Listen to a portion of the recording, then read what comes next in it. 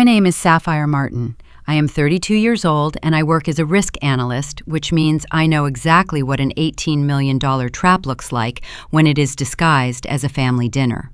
It was a Thursday evening in February. I was sitting at the far end of my parents' custom mahogany dining table in Columbus, Ohio. Outside the window, a winter storm was turning the neighborhood into a quiet, frozen grid.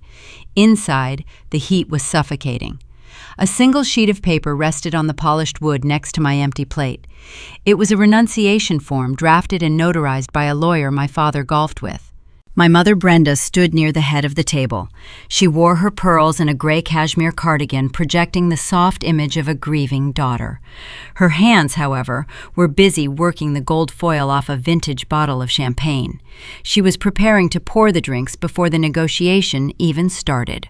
To her left sat my younger sister, Jessica. Jessica wore the kind of curated, expensive look that required 3 hours of preparation and a staggering amount of hidden credit card debt. Next to her was her husband, Todd, a corporate recruiter, who kept adjusting his tie and refusing to meet my eyes. My father, Richard, sat at the opposite end of the table, studying the grain of the wood, letting the women do the heavy lifting. My mother set the champagne bottle down and smoothed the wrinkle from her sweater. "Your sister has 2 growing children, Sapphire," she said in that gentle tone she always used right before asking for money. "Todd is between contracts right now. You are single. You have your little apartment. You do not need this kind of capital. Give Jessica the money." She let the silence stretch across the table. When I did not immediately reach for a pen, she delivered the real terms. "Sign the estate over or you are no longer our daughter. Walk out that door and do not ever come back." Jessica offered a thin, practiced smile. She expected me to cry. She expected a speech about fairness or a desperate plea for the parental love we all knew was entirely conditional. I did not argue. I did not raise my voice. I reached into the inner pocket of my blazer and pulled out a heavy obsidian fountain pen. It was a gift from my grandfather. I uncorked it and let the gold nib catch the light from the chandelier above us. I signed my full name on the line precise and legible. I set the pen down, pushed my chair back, and walked away. I did not take the coat Todd offered. I just walked out the front door and stepped into the biting Ohio snow. They sat in their warm dining room, raising their crystal flutes to their new fortune. They thought they had won. They had no idea the paper they just forced me to sign was the exact trigger required to vaporize every single penny. Welcome back to Morning Revenge, where family secrets come to light and quiet people finally get to speak. How old were you when you realized your family loved what you provided more than they loved you? Tell me your age in the comments. This channel is about boundaries, betrayal, and the exact cost of breaking free. If stories like this one resonate with you, be sure to subscribe because you will not want to miss the fallout of this one.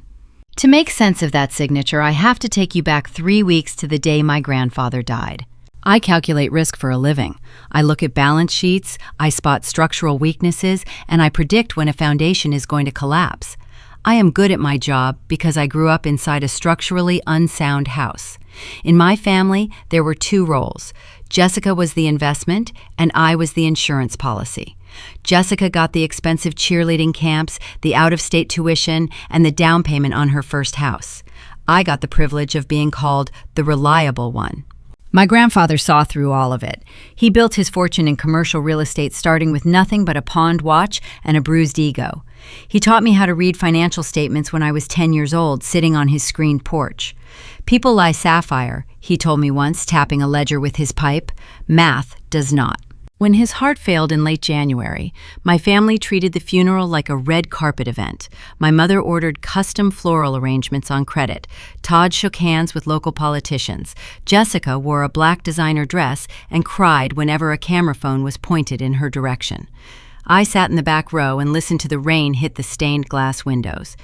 2 days later, the estate attorney read the will. My grandfather left nothing to his daughter. He left nothing to his golden grandchild, Jessica. He bypassed the entire hierarchy of our family and left his liquid assets to me. $18 million in diversified holdings. The silence in that law office was thick enough to choke on. My mother stopped dabbing her eyes. My father stared at the attorney like the man had just spoken in a foreign language.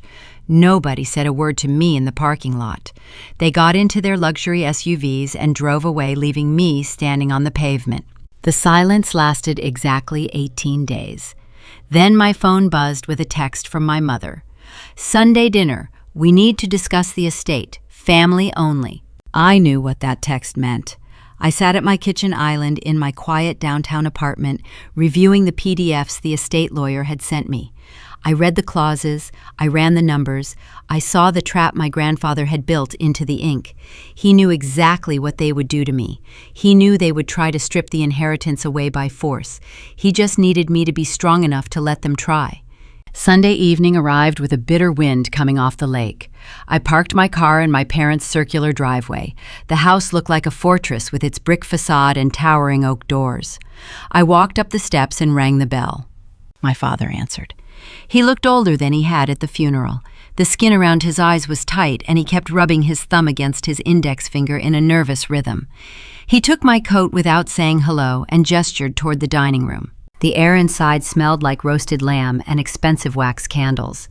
They had set the table with the good china, but there was no food in sight.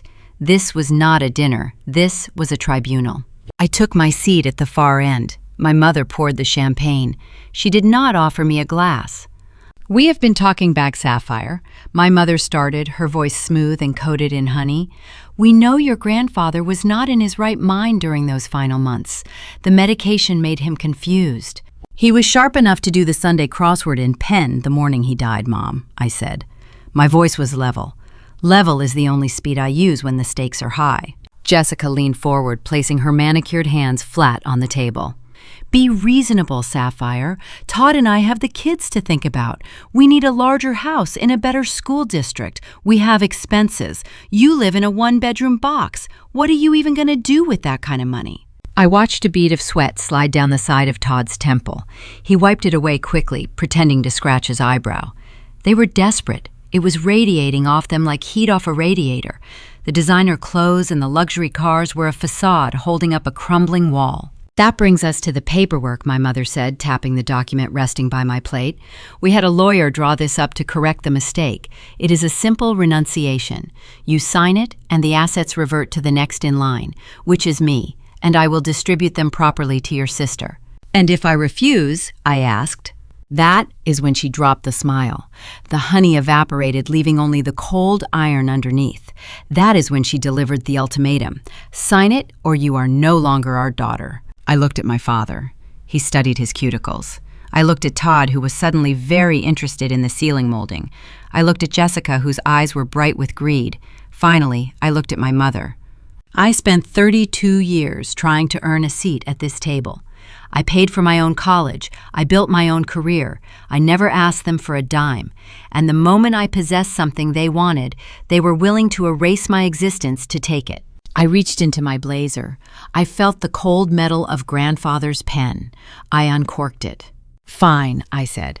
I signed the paper. The ink flowed dark and permanent. I placed the pen back in my pocket. I stood up. The legs of my chair scraped loudly against the hardwood floor. Nobody breathed. They were stunned by the ease of their victory. "Have a nice life, Mom," I said. I turned my back on them and walked down the hallway. I opened the heavy oak door and stepped out into the freezing night. The wind hit my face, biting and sharp, but for the first time in my life, I did not feel cold. I felt weightless.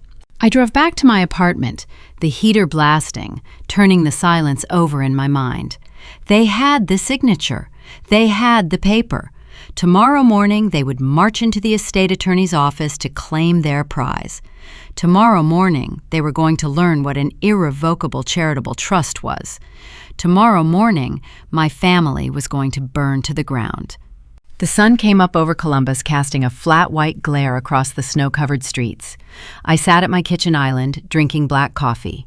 My apartment is on the 12th floor of a secured downtown building. The space is minimalist and quiet. There is no clutter. There is no excess. I surround myself with clean lines and predictability. At 8:45 in the morning, I check the silver watch on my wrist. My parents are notoriously late for birthdays and holidays, but when it comes to financial transactions, they possess military punctuality. I knew exactly where they were. They were walking through the heavy glass doors of Vance and Associates.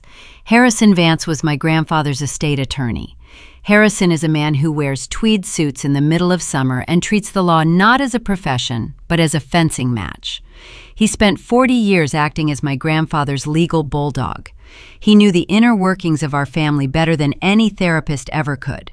I pictured my mother marching into his corner office with her chin raised. She probably wore the same gray cashmere cardigan from the night before, treating the prestigious law firm like a retail counter where she was demanding a manager. My father would be trailing half a step behind her, carrying his worn leather briefcase. Jessica and Todd surely invited themselves to witness the payout. They wanted to watch the inheritance slip from my name into theirs. My mother would place that single sheet of paper on Harrison's polished mahogany desk, the renunciation form bearing my signature. The ink was barely dry. She would offer one of her practiced, charitable smiles and ask for the routing numbers to begin the asset transfer. I know exactly how Harrison handled the situation, because we had planned this specific sequence of events 3 months before my grandfather passed. Harrison did not offer them a seat. He picked up the paper, adjusted his reading glasses, and verified my signature. Then he opened a thick manila folder resting on his blotter. He did not pull out a transfer authorization. He pulled out a single, laminated document, the contingency protocol. My grandfather was a commercial developer who survived 4 recessions and countless hostile takeovers. He built his empire by anticipating the greed of other people. He knew his daughter. He knew the son-in-law he always viewed as a spineless ledger clerk. He knew they would try to break me. So he built a structural failsafe right into the foundation of the will, the poison pill. Harrison slid the document across the desk toward my mother. He explained the terms using the flat, emotionless tone of a judge delivering a sentence. The will contained a non-negotiable clause. If the primary beneficiary, meaning me, ever signed a forced renunciation, or if any family member contested the inheritance, the $18 million would instantly bypass the entire bloodline. The funds were programmed to automatically funnel into an irrevocable charitable trust, a fortress of philanthropy managed by a board of directors that my family had zero access to. There was no waiting period. There was no appeals process. The moment my mother handed over that renunciation form, she legally executed the transfer herself. The money was gone, vaporized into a tax-sheltered charity dedicated to financial literacy programs. I imagined the heir leaving the room, my mother picking up the document, her eyes scanning the legal jargon, refusing to comprehend the trap. She would raise her voice, she would threaten malpractice, she would demand to speak to a senior partner, ignoring the fact that Harrison owned the firm. Todd would likely pull at his collar, realizing his anticipated payday had just vanished into thin air. But the most telling reaction would come from my father. Harrison texted me a brief update later that morning. The message contained 2 sentences. The protocol is active. Your father looked like a man standing on a trap door. My father's hands had started to shake. He had to grip the edge of Harrison's desk to steady himself. He was not just disappointed about losing a windfall. That tremor was born of pure, unadulterated terror. He needed that capital for a very specific reason, and now the safety net was burned. At 9:14, my cell phone lit up on the marble counter. The caller ID displayed my mother's name. I let it ring. The screen flashed, lighting up the quiet space of my kitchen until it finally clicked over to voicemail.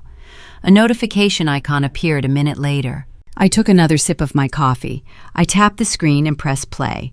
I did not hold the phone to my ear. I placed it on the counter, letting her voice echo against the tile. Her church lady composure was entirely shattered. She was not using her honey-coated tone. The audio clipped as she screamed into the receiver. "What did you do?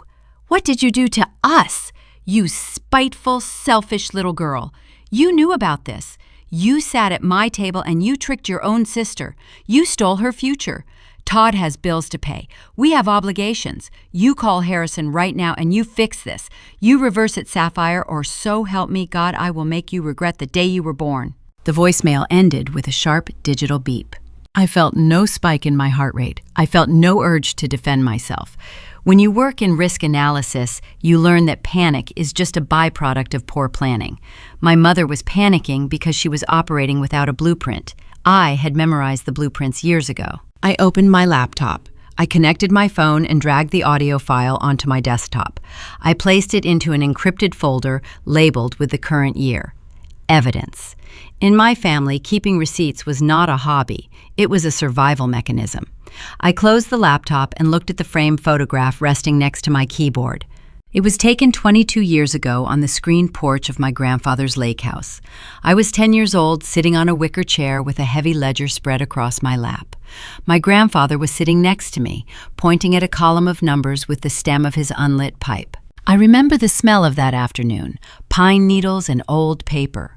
While Jessica was inside watching television and my parents were arguing about credit card statements on the driveway, my grandfather was teaching me how to read a balance sheet. He taught me the difference between an asset and a liability. He showed me how to track missing capital. He tapped the page and looked at me with those sharp gray eyes. People lie, Sapphire. They will smile at you while they pick your pocket. They will use guilt as a currency. Do not listen to their words. Listen to the math. Math does not possess the capacity to lie. He was right. The math of my family was simple. They operated on a deficit of empathy and a surplus of entitlement. They believed they could extract resources from me indefinitely without ever hitting the bottom of the well. My grandfather made me the bait.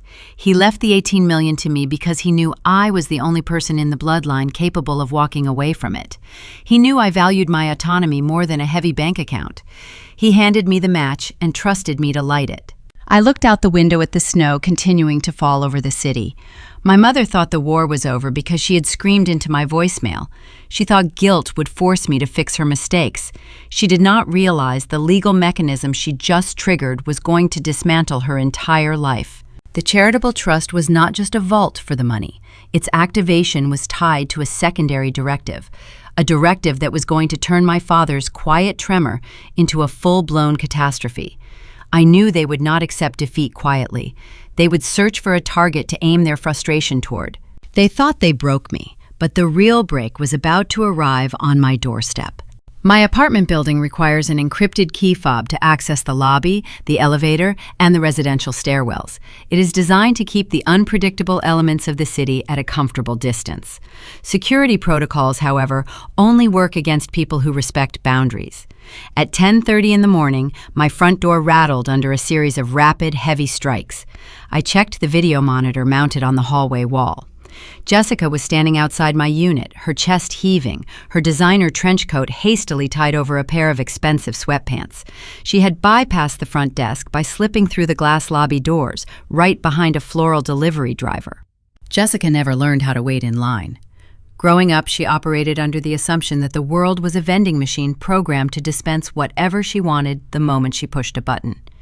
If she wrecked a car, my father immediately bought her a new one. If she drafted her checking account, my mother called the bank manager and charmed away the penalty fees.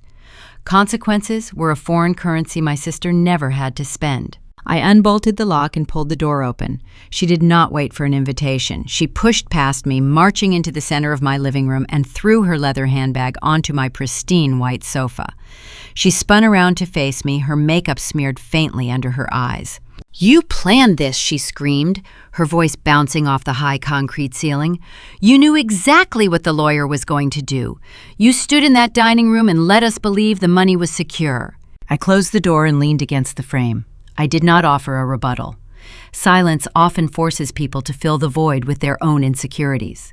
She pointed a manicured finger at my chest. "How could you do this to your own nephew and niece? Those children trusted you. We were going to set up their college funds, Sapphire. We were going to move them to the private academy in Dublin.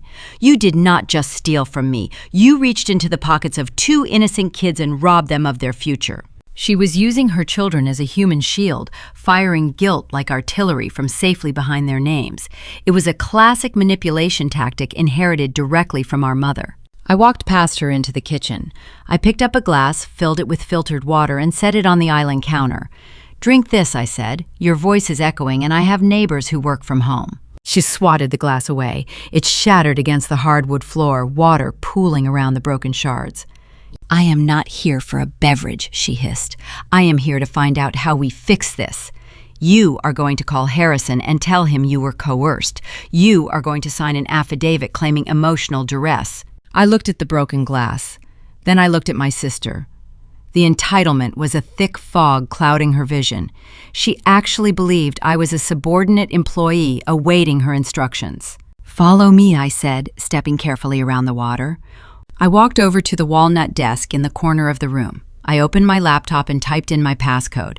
The screen woke up, illuminating the dark grain of the wood. I clicked on a file, encrypted behind a secondary biometric lock. I turned the monitor toward her. Jessica crossed her arms, refusing to look at first. Then her eyes darted downward. Rows and columns of data filled the screen. Dates, amounts, descriptions, and compounding interest calculations. "What is this?" she asked, her tone dropping a fraction. "It is a ledger," I explained, keeping my voice steady. "I started tracking this when I was 16 years old. Every time this family demanded a financial sacrifice from me, I logged it.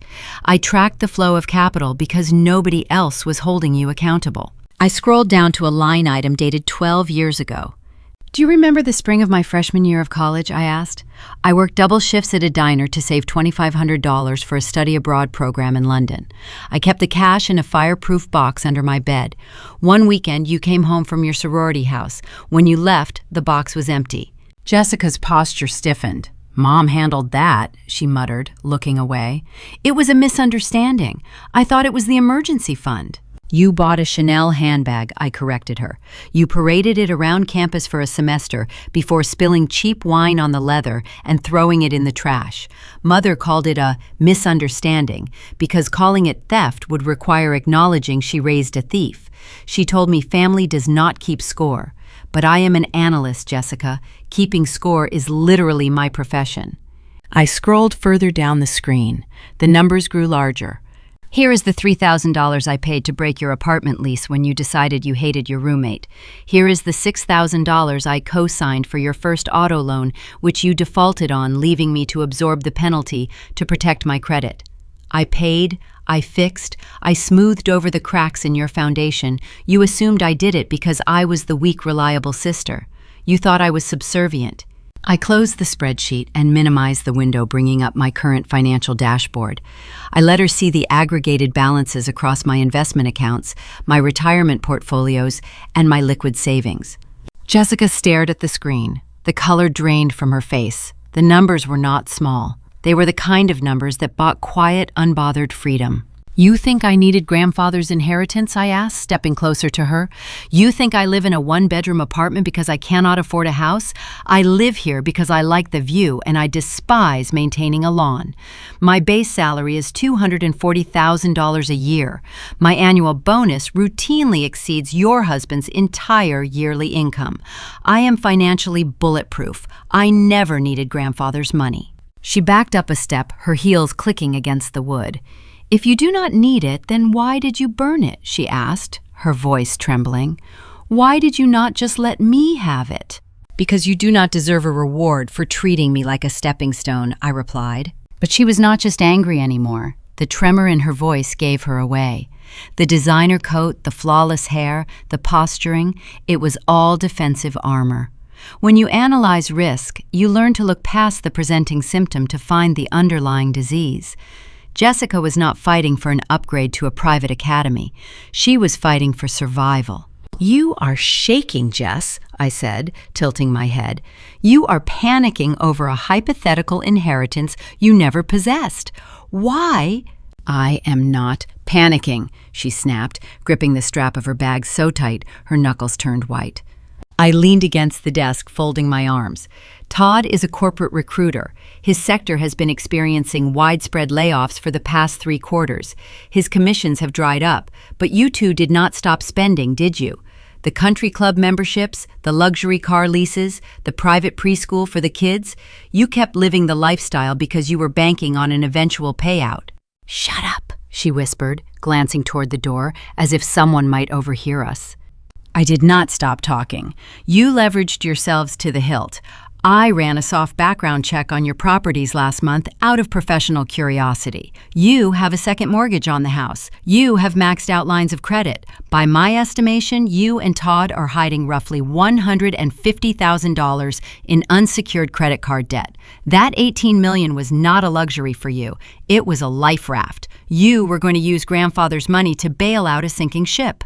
A tear spilled over her lower lash line, ruining her carefully applied mascara. She looked small suddenly. The arrogant golden child was gone, replaced by a drowning woman realizing no one was throwing her a rope. "We are going to lose the house," she sobbed, her shoulders collapsing.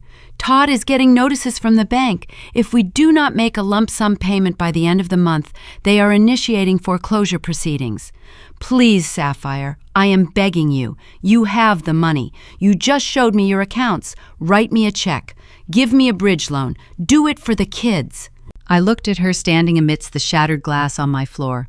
She had stormed into my sanctuary, demanding obedience, insulting my character, and weaponizing her children.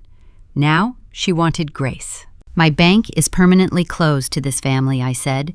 "You stole my college fund. You treated my life like a withdrawal slip.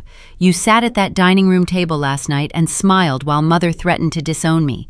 You made your choices based on an inheritance you had not secured. Now you get to experience the consequences." She stared at me, realizing the transaction was over. The well was completely dry.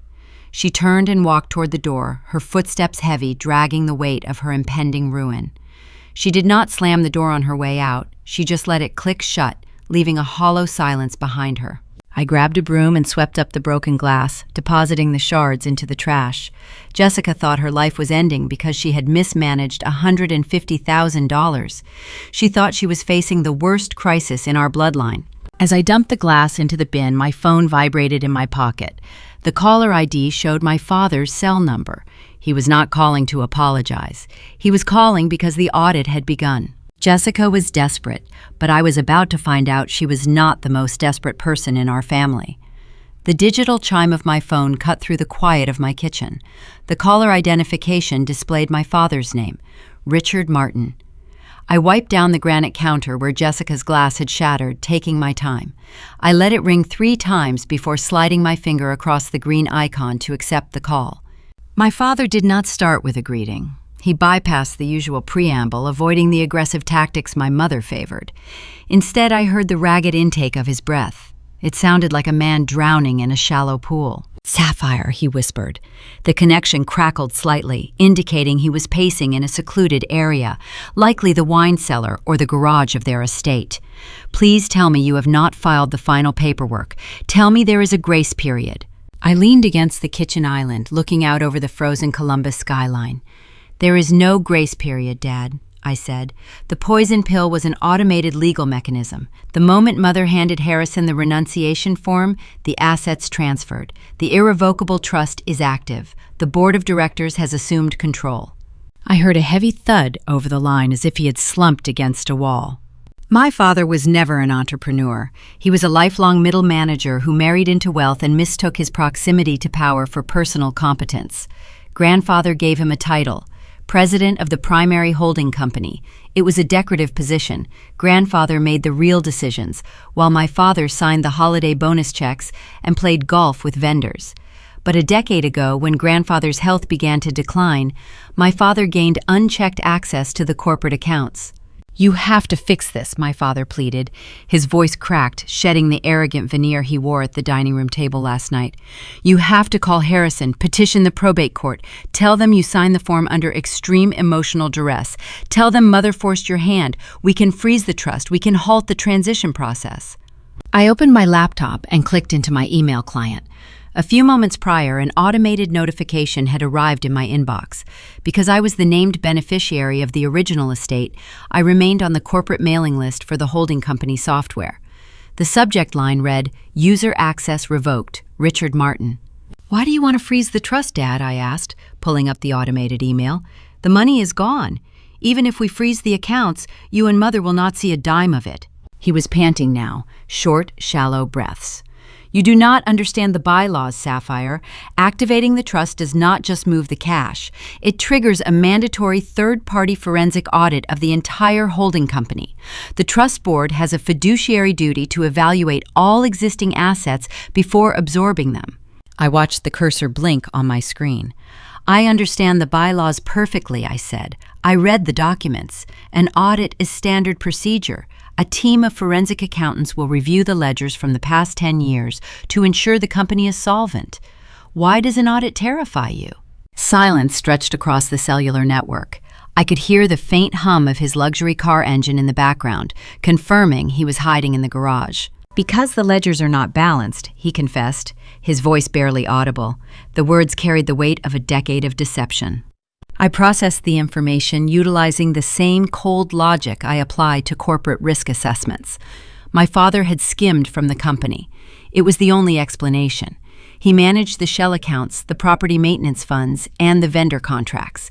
It would have been incredibly easy for a man with sole signatory power to siphon off capital, assuming grandfather's failing eyesight would prevent him from noticing. "How much is missing?" I asked. He hesitated. $400,000. I closed my eyes and pinched the bridge of my nose. $400,000. It was a staggering amount of missing capital.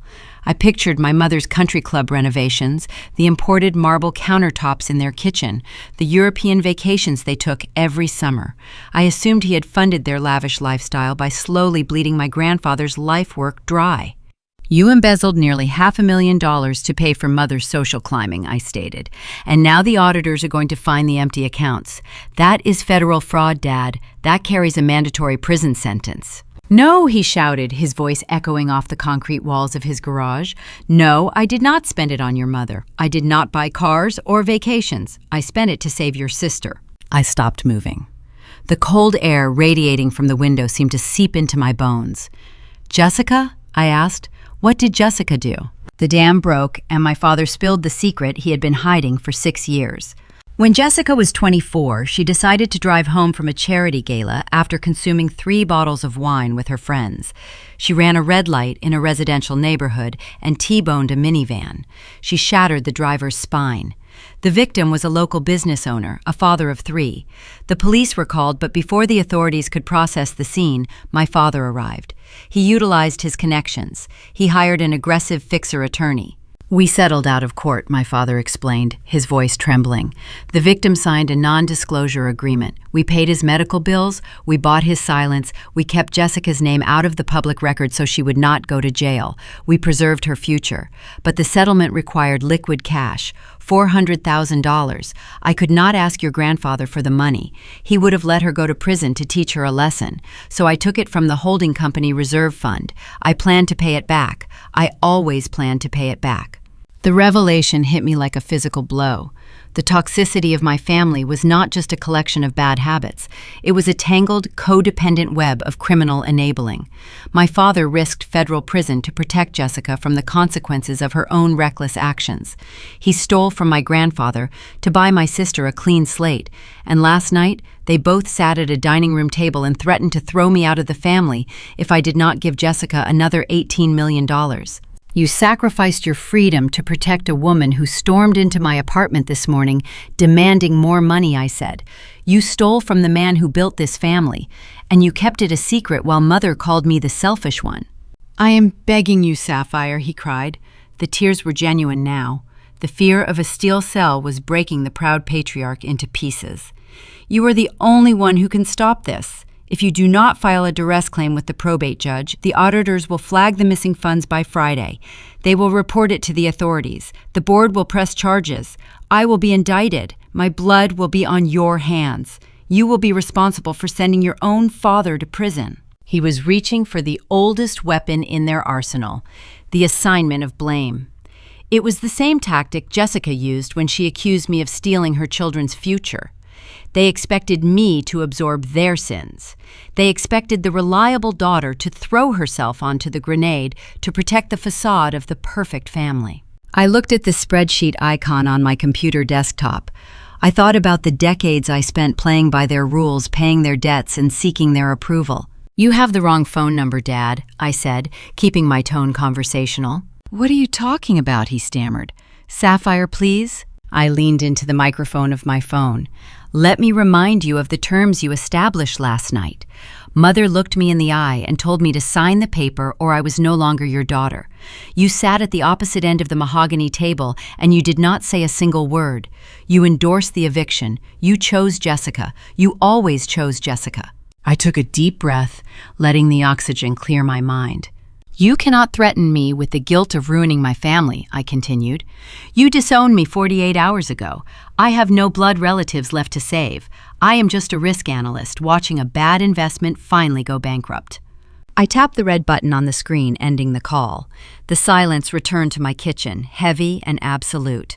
I did not block his number. Let him call. Let him leave voicemails. They were just data points now. My father was not just broke, he was a criminal, and I was the only one holding the evidence. My father operated out of a sense of self-preservation driven by a primal fear of incarceration. When cornered, he hid in his garage and begged. My mother, however, was an entirely different species of predator. Brenda Martin did not beg. She went to war. For 30 years, my mother treated Columbus High society as her personal chessboard. She climbed the ranks of the Upper Arlington elite, utilizing my grandfather's fortune to buy her way onto charity boards and country club committees. Her reputation was her currency. She curated an image of flawless domestic bliss, hosting spring galas and holiday fundraisers while ignoring the rot eating through our actual foundation. If my father was terrified of losing his freedom, my mother was terrified of losing her audience. Denied the inheritance and facing the impending exposure of the holding company audit, Brenda realized she was losing control of the narrative. In our family, whoever controlled the narrative controlled the truth. So she resorted to her favorite weapon, social sabotage. The campaign began on a Tuesday morning. I was sitting at my desk, analyzing a quarterly risk report for a logistics client, when my phone buzzed with an unusual volume of notifications. I keep my social media profiles locked down, maintaining a sparse digital footprint for professional reasons. I rarely log in, but the alerts were multiplying. I opened the application. My mother had posted a public status update on her page, tagging my dormant profile to ensure maximum visibility across our extended network. The post was a masterpiece of passive-aggressive fiction. She attached a photo of herself looking wistful next to my grandfather's gravesite. The caption read as follows: "Heartbroken today. There is no pain quite like watching a child lose their way. Please pray for my eldest daughter, Sapphire. Her mind has been clouded by greed and instability. She manipulated a dying man during his final confused days and drove a wedge into our family. We are trying to get her the psychological help she desperately needs. Love is patient, but betrayal leaves a deep scar." It was a brilliant tactical maneuver. By painting me as a greedy, unstable manipulator, she was preemptively immunizing herself against any truth I might try to share. If I spoke out about the theft or the ambush, she had already primed her audience to dismiss my claims as the ramblings of a disturbed woman. The comments section was a chorus of manufactured sympathy. Women from her tennis league offered prayer emojis and hollow condolences. Within an hour, the flying monkeys began their descent. My voicemail inbox filled with messages from extended relatives. Aunt Beatrice, my mother's older sister, left a recording dripping with condescending concern. Her voice was breathy and slow, mimicking the tone you might use to calm a rabid dog. "Sapphire, honey, we are all just so worried about your mental health. Your mother is devastated. Returning the estate to your sister is the Christian thing to do. We know you are not yourself right now. Let us help you find a facility where you can rest." They were laying the groundwork to challenge my competency. It was the same playbook they used to excuse Jessica's vehicular collision years ago. Deny, deflect, and diagnose the whistleblower as insane. I did not respond to the post. I did not return Aunt Beatrice's phone call. When you argue with a liar in a public forum, you lower yourself to their frequency. You legitimize their fiction by engaging with it. I chose silence. The silence infuriated my mother. She expected a reaction. She needed a chaotic response to validate her claims of my instability. When I gave her nothing, she escalated the attack. When I checked my physical mailbox in the lobby of my building that evening, I found a single envelope resting on the metal shelf.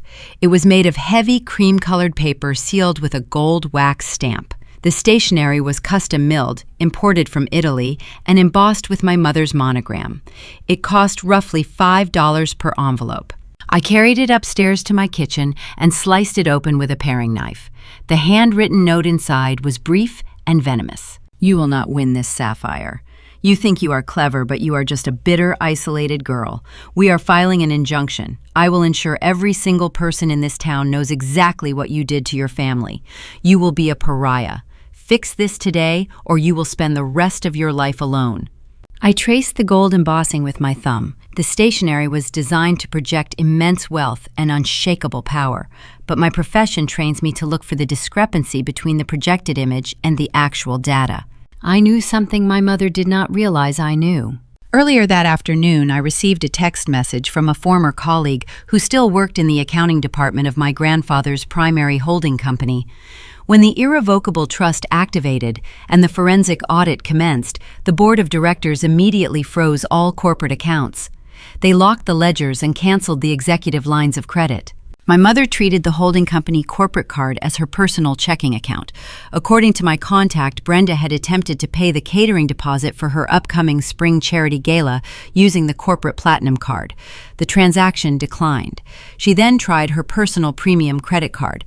That transaction also declined because my father had secretly drained their personal savings to cover his tracks before the auditors arrived. My mother was mailing me threats on imported Italian paper while her credit cards were bouncing at the local country club.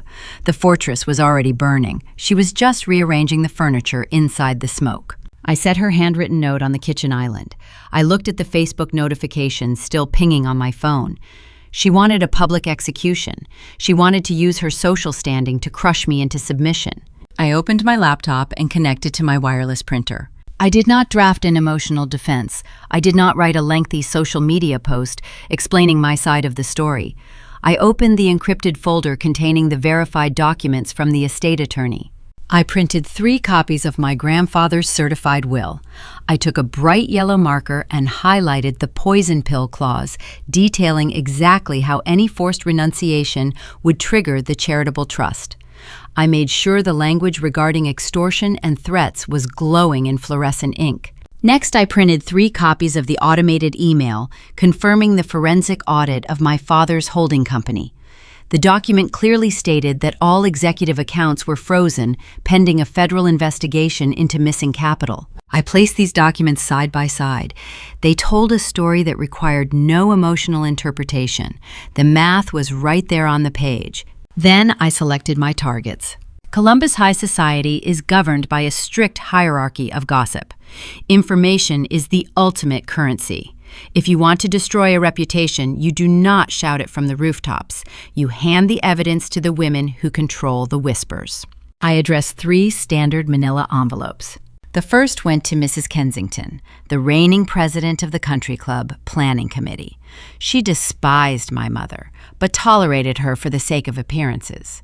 She would view this information as a tactical gift. The second went to Mrs. Sterling, the chairwoman of the local hospital foundation. She was a notorious busybody who treated other people's misery as a spectator sport. The third went to Aunt Beatrice.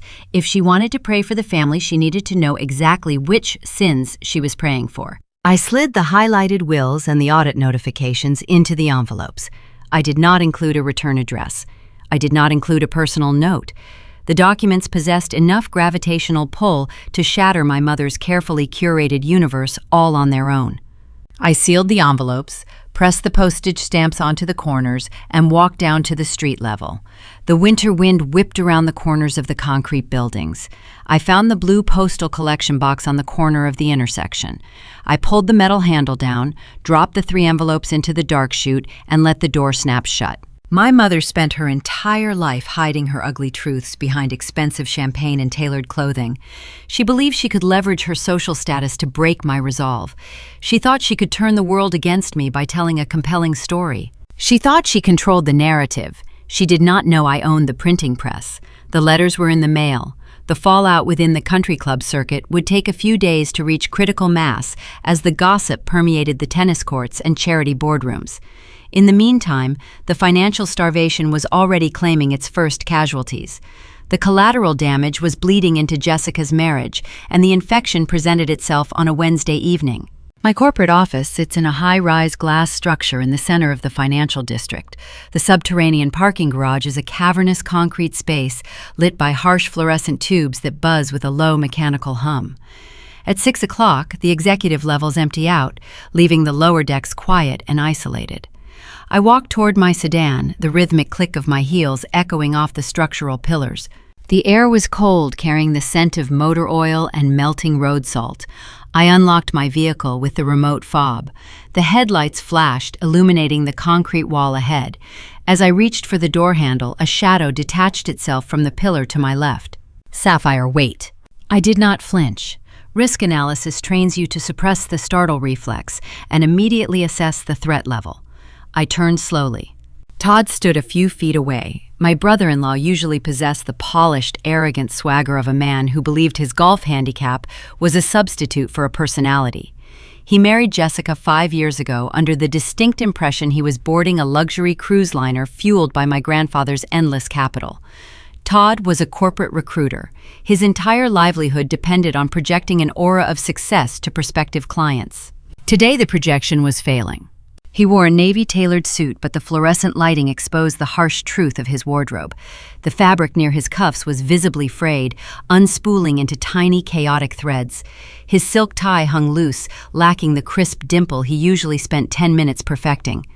Despite the freezing ambient temperature of the garage, a distinct sheen of sweat coated his forehead, darkening the collar of his pale blue dress shirt. He stepped closer, trying to arrange his features into a mask of imposing authority. He raised his left hand to run his fingers through his thinning hair. The movement caught the harsh overhead light, exposing the silver watch on his wrist. It was a Rolex Daytona, or rather it was designed to look like one. I stared at the dial, watching the second hand. A genuine Rolex mechanism sweeps in a smooth, continuous motion. Todd's second hand ticked. A rigid, halting stop and start. A cheap replica, purchased to maintain an illusion. "I need 5 minutes," he said, his voice tight. "You are trespassing in a private corporate facility, Todd," I replied, keeping my tone neutral. "The security cameras are recording your presence. State your business." He glanced at the black dome camera mounted near the elevator banks. He lowered his voice, adopting a conspiratorial whisper. He was attempting to pivot, playing the role of the reasonable outsider trapped in the madness of my family. "Your sister lied to me," he began, taking another step forward. "She told me the credit card debt was manageable. She swore the second mortgage was just a strategic tool to free up liquidity for investments. I found the notices from the bank today, Sapphire. They are initiating the foreclosure process next week. We are in the red, deep in the red." I leaned against the cold metal of my car door. "I am aware of your financial deficit," I stated. "I diagnosed your impending bankruptcy during her uninvited visit to my living room. Your marital communication issues are not my concern." He gritted his teeth. The facade of the polished professional was cracking, revealing the terrified, desperate man underneath. "I am not asking for the whole inheritance," he pleaded, the words tumbling out in a rush. "I know what happened at the lawyer's office. Jessica told me about the charity trust. I know the millions are locked away. But you still have your own money. You have a substantial portfolio. I just need a bridge loan, $50,000. It will stop the bank from seizing the house. It will buy me enough time to secure a new recruiting contract and stabilize the accounts." He clasped his hands together, a physical manifestation of his begging. "You can draft the paperwork yourself, charge me interest, put a lien on the property, whatever you want. Just write the check." In the world of corporate finance, unrecorded verbal agreements are a liability. When dealing with desperate individuals, documentation is your only shield. I slipped my right hand into the deep pocket of my wool coat. My thumb found the side button of my smartphone. I swiped the screen, memorizing the tactile layout of my applications, and tapped the icon for the voice recorder. I felt the tiny haptic vibration, confirming the software was capturing audio. "You are asking me to finance your lifestyle," I said, speaking clearly to ensure the microphone picked up every syllable. "You want me to hand you $50,000 of my personal capital to save a house you could never afford in the first place." "It is a loan," he insisted, wiping the sweat from his brow. "We are family, Sapphire." "Family," I echoed, letting the word hang in the freezing air. Where was your definition of family last Thursday night? You sat at that mahogany table and stared at the ceiling while my mother threatened to erase my existence. You watched them slide a fraudulent legal document across the wood, demanding I surrender my grandfather's estate to your wife. You did not speak up. You did not defend me. You waited for the payout. I was trying to keep the peace, he stammered, his face flushing a mottled shade of red. Brenda is a force of nature. You know how she gets. I was just caught in the crossfire. You were not a bystander, Todd. You were a beneficiary, or at least you hoped to be. You married into this family expecting my grandfather to fund your country club dues. You thought you bought a winning lottery ticket. Instead, you chained yourself to a sinking ship. His breathing grew heavy. The desperation curdled, mutating into a sudden defensive rage. He took a predatory step forward, closing the distance between us. His frayed cuffs brushed against the sleeve of my coat. "Do not lecture me about finance, you arrogant bitch," he spat, the venom finally leaking out. "You orchestrated this entire disaster. You knew about the poison pill clause. You intentionally signed that renunciation form knowing it would vaporize the money. You sabotaged our future on purpose." I did not retreat. I held my ground, maintaining direct eye contact. You attempted to steal $18 million from me. I simply handed you the match and let you burn your own house down. The transaction is complete. My bank is permanently closed to this bloodline, and by extension, it is permanently closed to you. Todd's jaw clenched so tight the muscles leaped under his skin. He slammed his palm flat against the window of my car. The loud smack echoed off the concrete pillars, sounding like a gunshot in the empty garage. "You think you are untouchable?" he sneered, his face inches from mine. "You think you can just walk away, leaving us to drown? I will ruin you. I will hire a litigator and sue you for tortious interference. I will drag you into a civil court and prove you purposefully obstructed our expected inheritance. I will bleed you dry in legal fees until you beg to write that check." He was grasping at legal concepts he barely understood, throwing terminology against the wall, hoping something would stick. Tortious interference requires the obstruction of a valid contract or business relationship. An expected inheritance from a man who intentionally excluded you does not qualify. Todd was not a lawyer. He was just a drowning man thrashing in the water. I reached for the door handle. "Hire the litigator," I said, my voice dropping to a cold, steady whisper. "Put your threats on the public record, because I guarantee you the discovery phase of a civil lawsuit will unearth secrets your fragile marriage cannot survive." I opened the door and slid into the driver's seat. Todd grabbed the edge of the door, trying to hold it open. I looked up at him, my expression devoid of any sympathy. "Let go of the door, Todd," I commanded. "The security team monitors these cameras. If you do not release my vehicle right now, you will spend the night in a holding cell, explaining to the police why you assaulted a woman in a parking garage." He looked up at the black dome camera on the wall. The red recording light blinked steadily in the dim environment. The reality of his situation fractured his bravado. He slowly uncurled his fingers, stepping back into the shadows. I pulled the door shut, the heavy thud sealing me inside the soundproof cabin. I started the engine, the dashboard illuminating with a soft blue glow. Through the glass, I watched Todd standing in the empty parking space, his fake Rolex catching the light, his frayed suit looking remarkably like a prison uniform. I shifted the car into drive. I did not look back as I pressed the accelerator, leaving him choking on the cold exhaust fumes and the bitter ash of his ruined expectations. Todd thought he was intimidating. He believed his physical presence and hollow legal threats could force my hand. He had no idea his garage tantrum was merely a prelude. He was just the warm-up act for the real lawsuit. My corner office on the 24th floor usually served as a sanctuary. The heavy glass door blocked out the chatter of the trading floor, leaving only the low, steady hum of the climate control system. I was analyzing a risk matrix for a supply chain merger tracing the flow of international capital. My mind was submerged in raw data, where numbers behaved predictably and logic governed every outcome. The illusion of safety shattered precisely at noon. A man wearing a faded brown delivery uniform bypassed the front reception desk during the lunch hour shift change. He navigated the labyrinth of cubicles with practiced efficiency, arriving at my glass enclosure. He did not knock.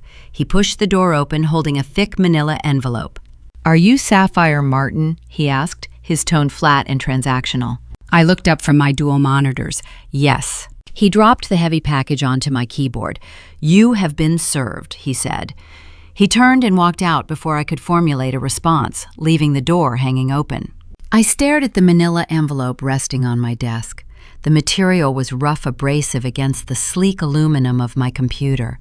Slapped onto the center of the brown paper was a bright pink sticky note.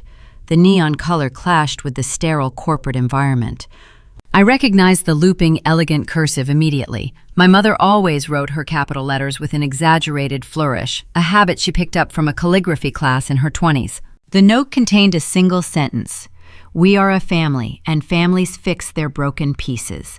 It was a masterclass in psychological manipulation. She was framing a hostile legal attack as an act of maternal salvation. I peeled the pink square off the paper, crumpled it into a tight ball, and tossed it into the wastebasket. I broke the metal clasp on the envelope and pulled out a stack of legal documents. The paper was crisp, smelling faintly of fresh toner. The header identified the filing as a formal injunction submitted to the Franklin County Probate Court. The plaintiffs were Richard and Brenda Martin. The defendant was the estate of my late grandfather. I read through the preliminary filings, tracking the allegations with the same cold detachment I used to evaluate corporate bankruptcy records. My parents were throwing everything at the wall, hoping a judge would grant a temporary freeze on the charitable trust. Their primary argument was a direct assault on my grandfather's brilliant mind. The petition claimed he lacked testamentary capacity during the final 6 months of his life. They cited his heart medication, stating it induced severe cognitive decline and paranoia. They painted the founder of a commercial real estate empire as a confused, fragile old man who did not understand the consequences of his own will. But the second allegation was the true display of their twisted ingenuity.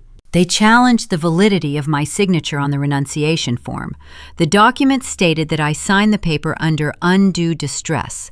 They were twisting the reality of the dining room ambush. Instead of admitting they threatened to disown me, they crafted a narrative where I was an emotionally unstable, grieving granddaughter who signed away her inheritance in a moment of temporary insanity. They positioned themselves as the responsible caretakers stepping in to reverse a tragic mistake made by a mentally compromised young woman. I picked up my desk phone and dialed Harrison Vance. 2 hours later, I was sitting in Harrison's law office. The space was a fortress of dark oak and floor-to-ceiling bookshelves filled with leather-bound volumes of case law. Harrison sat behind his desk, reading through the duplicate copy of the injunction I had forwarded to his paralegal. He took off his reading glasses and pinched the bridge of his nose. "They hired Gregory Belmont," Harrison said, dropping the document onto his blotter. "Belmont is a shark, Sapphire. He is a litigator who specializes in tearing families apart in probate court. He charges $1,000 an hour and requires a massive retainer up front." I leaned back in the leather guest chair. "They do not have that kind of liquid capital, Harrison. My father drained their personal savings to cover his embezzlement tracks. Their premium credit cards are declining at the grocery store." Harrison steepled his fingers. "Then they financed this lawsuit on credit. They took out high-interest personal loans or leveraged whatever equity remains in their home. It is a desperation play. Belmont does not take cases on contingency. He gets paid regardless of the outcome. Your parents are betting their entire remaining livelihood on breaking this trust." "Can they win?"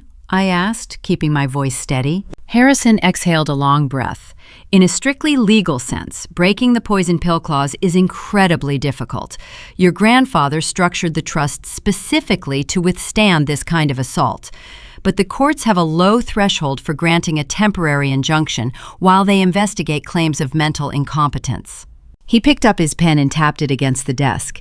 "If Belmont convinces a judge to freeze the trust, we enter a discovery phase. We will have to subpoena your grandfather's medical records. We will have to depose his cardiologists, his general practitioner, and his nurses.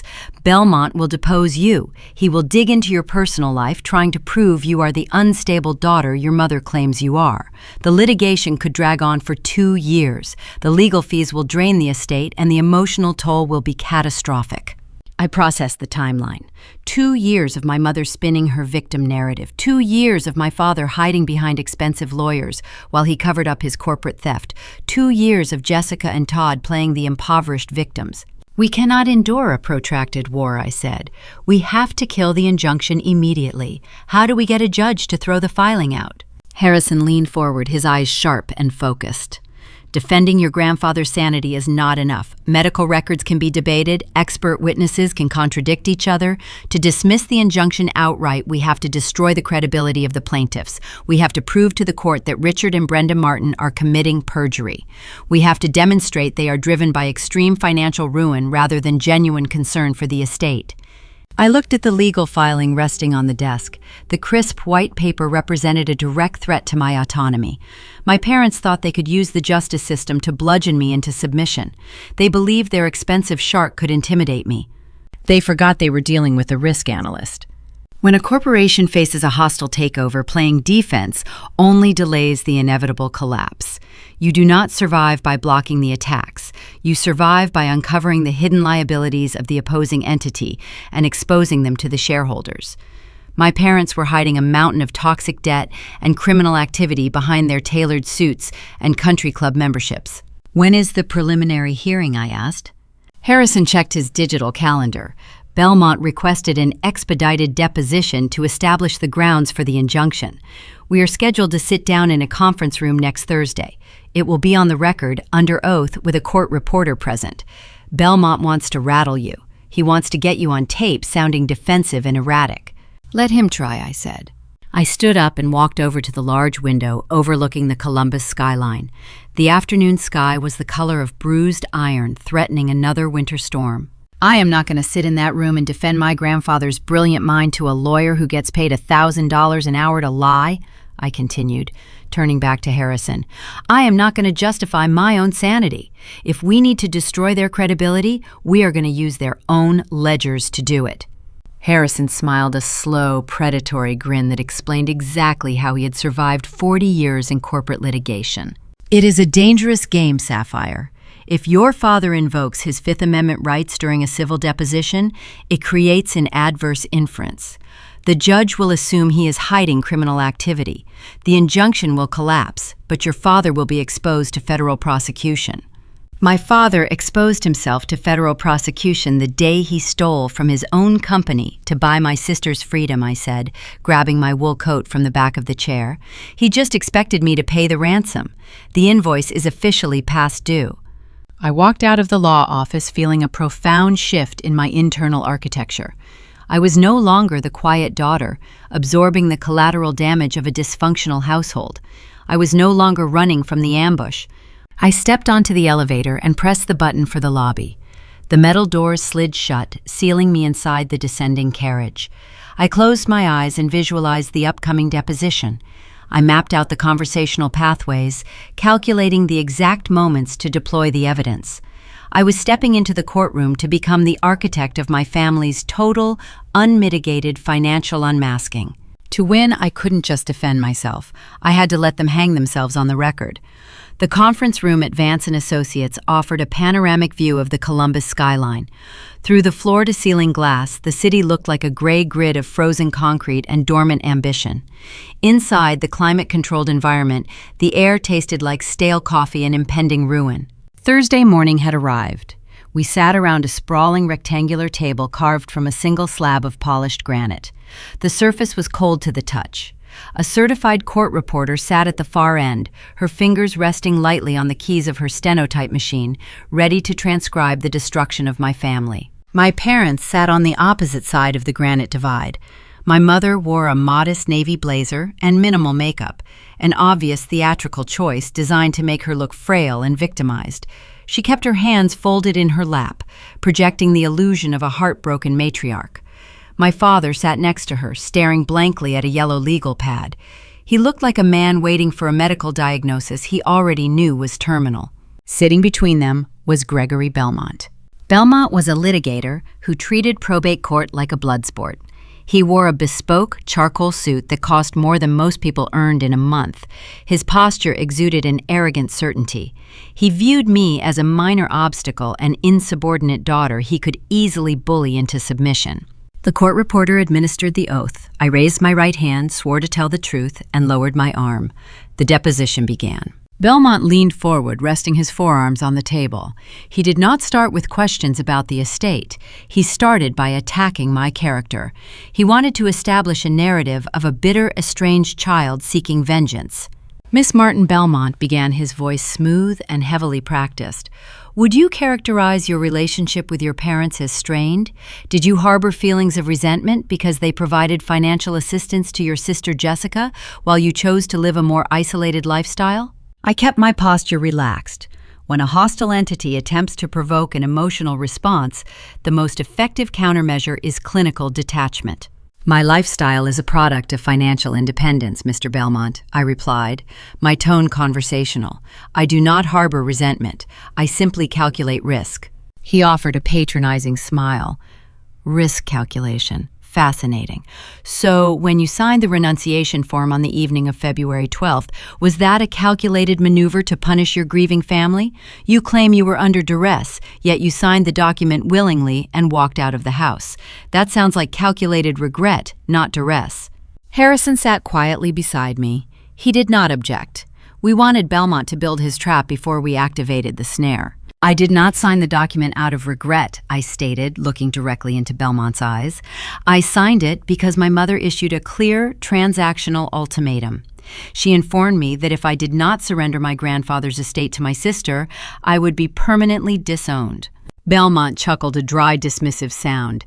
A mother asking her wealthy daughter to help a struggling sibling is hardly extortion, Miss Martin. It is a family dispute. You are exaggerating a standard emotional disagreement to justify your erratic behavior. Harrison adjusted his glasses.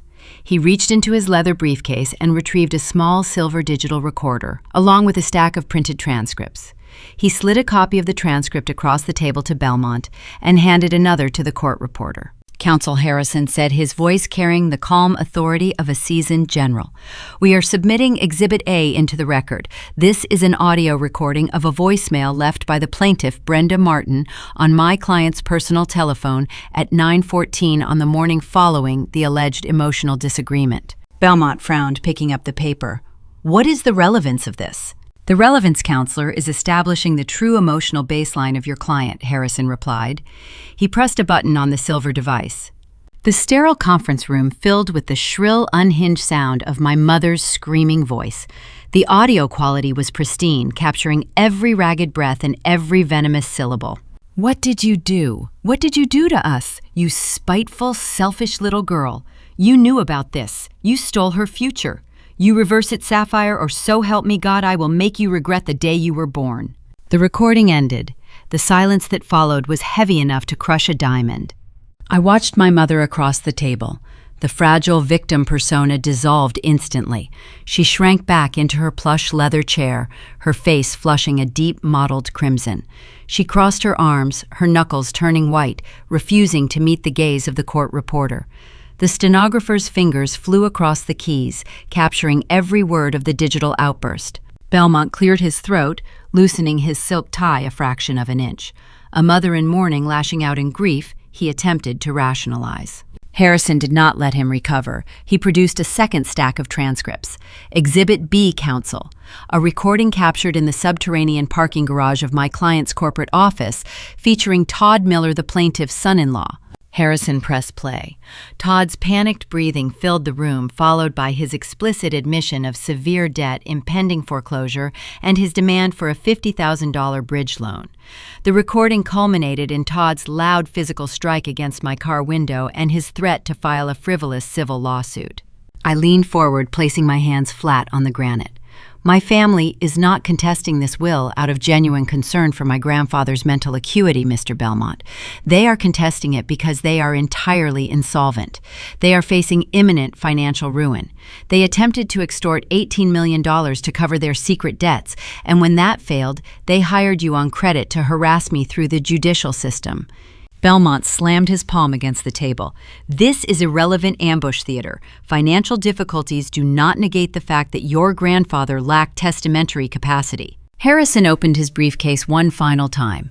He pulled out a sealed folder bearing the embossed logo of a premier forensic accounting firm. We disagree on the relevance. Harrison countered, sliding the folder across the granite.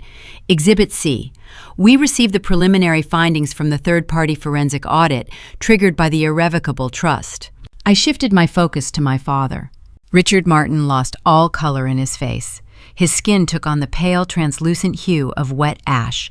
He stared at the embossed logo on the folder as if it were a venomous snake coiled on the table. Harrison read the executive summary into the official record. The auditors have identified a minimum of $400,000 in unauthorized capital transfers originating from the holding company executive reserve accounts. These transfers were routed through dummy LLCs and authorized solely by the corporate president, Richard Martin. Belmont snatched the document, his eyes scanning the paragraphs. His arrogant certainty vanished, replaced by the sharp, frantic realization that his clients had lied to him. "We are adjourning this deposition," Belmont snapped, shoving his chair back. "This documentation falls far outside the scope of the probate injunction." "It falls directly within the scope of plaintiff credibility," Harrison fired back, his voice rising to fill the room.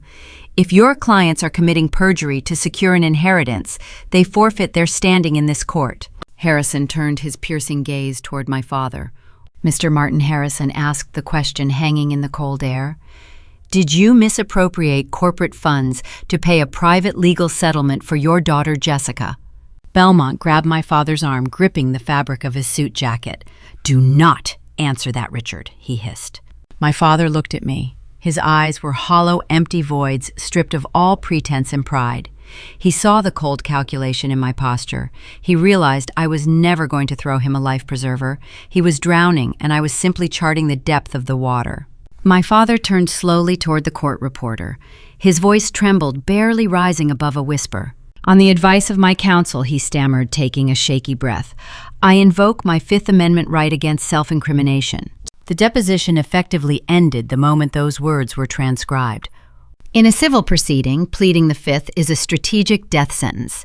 It allows the presiding judge to draw an adverse inference. By refusing to answer, my father legally confirmed he was hiding criminal activity. The injunction shattered instantly. The weapon they forged to destroy my autonomy had just detonated in their own hands. The legal threat against me collapsed, leaving nothing but smoke and ruin.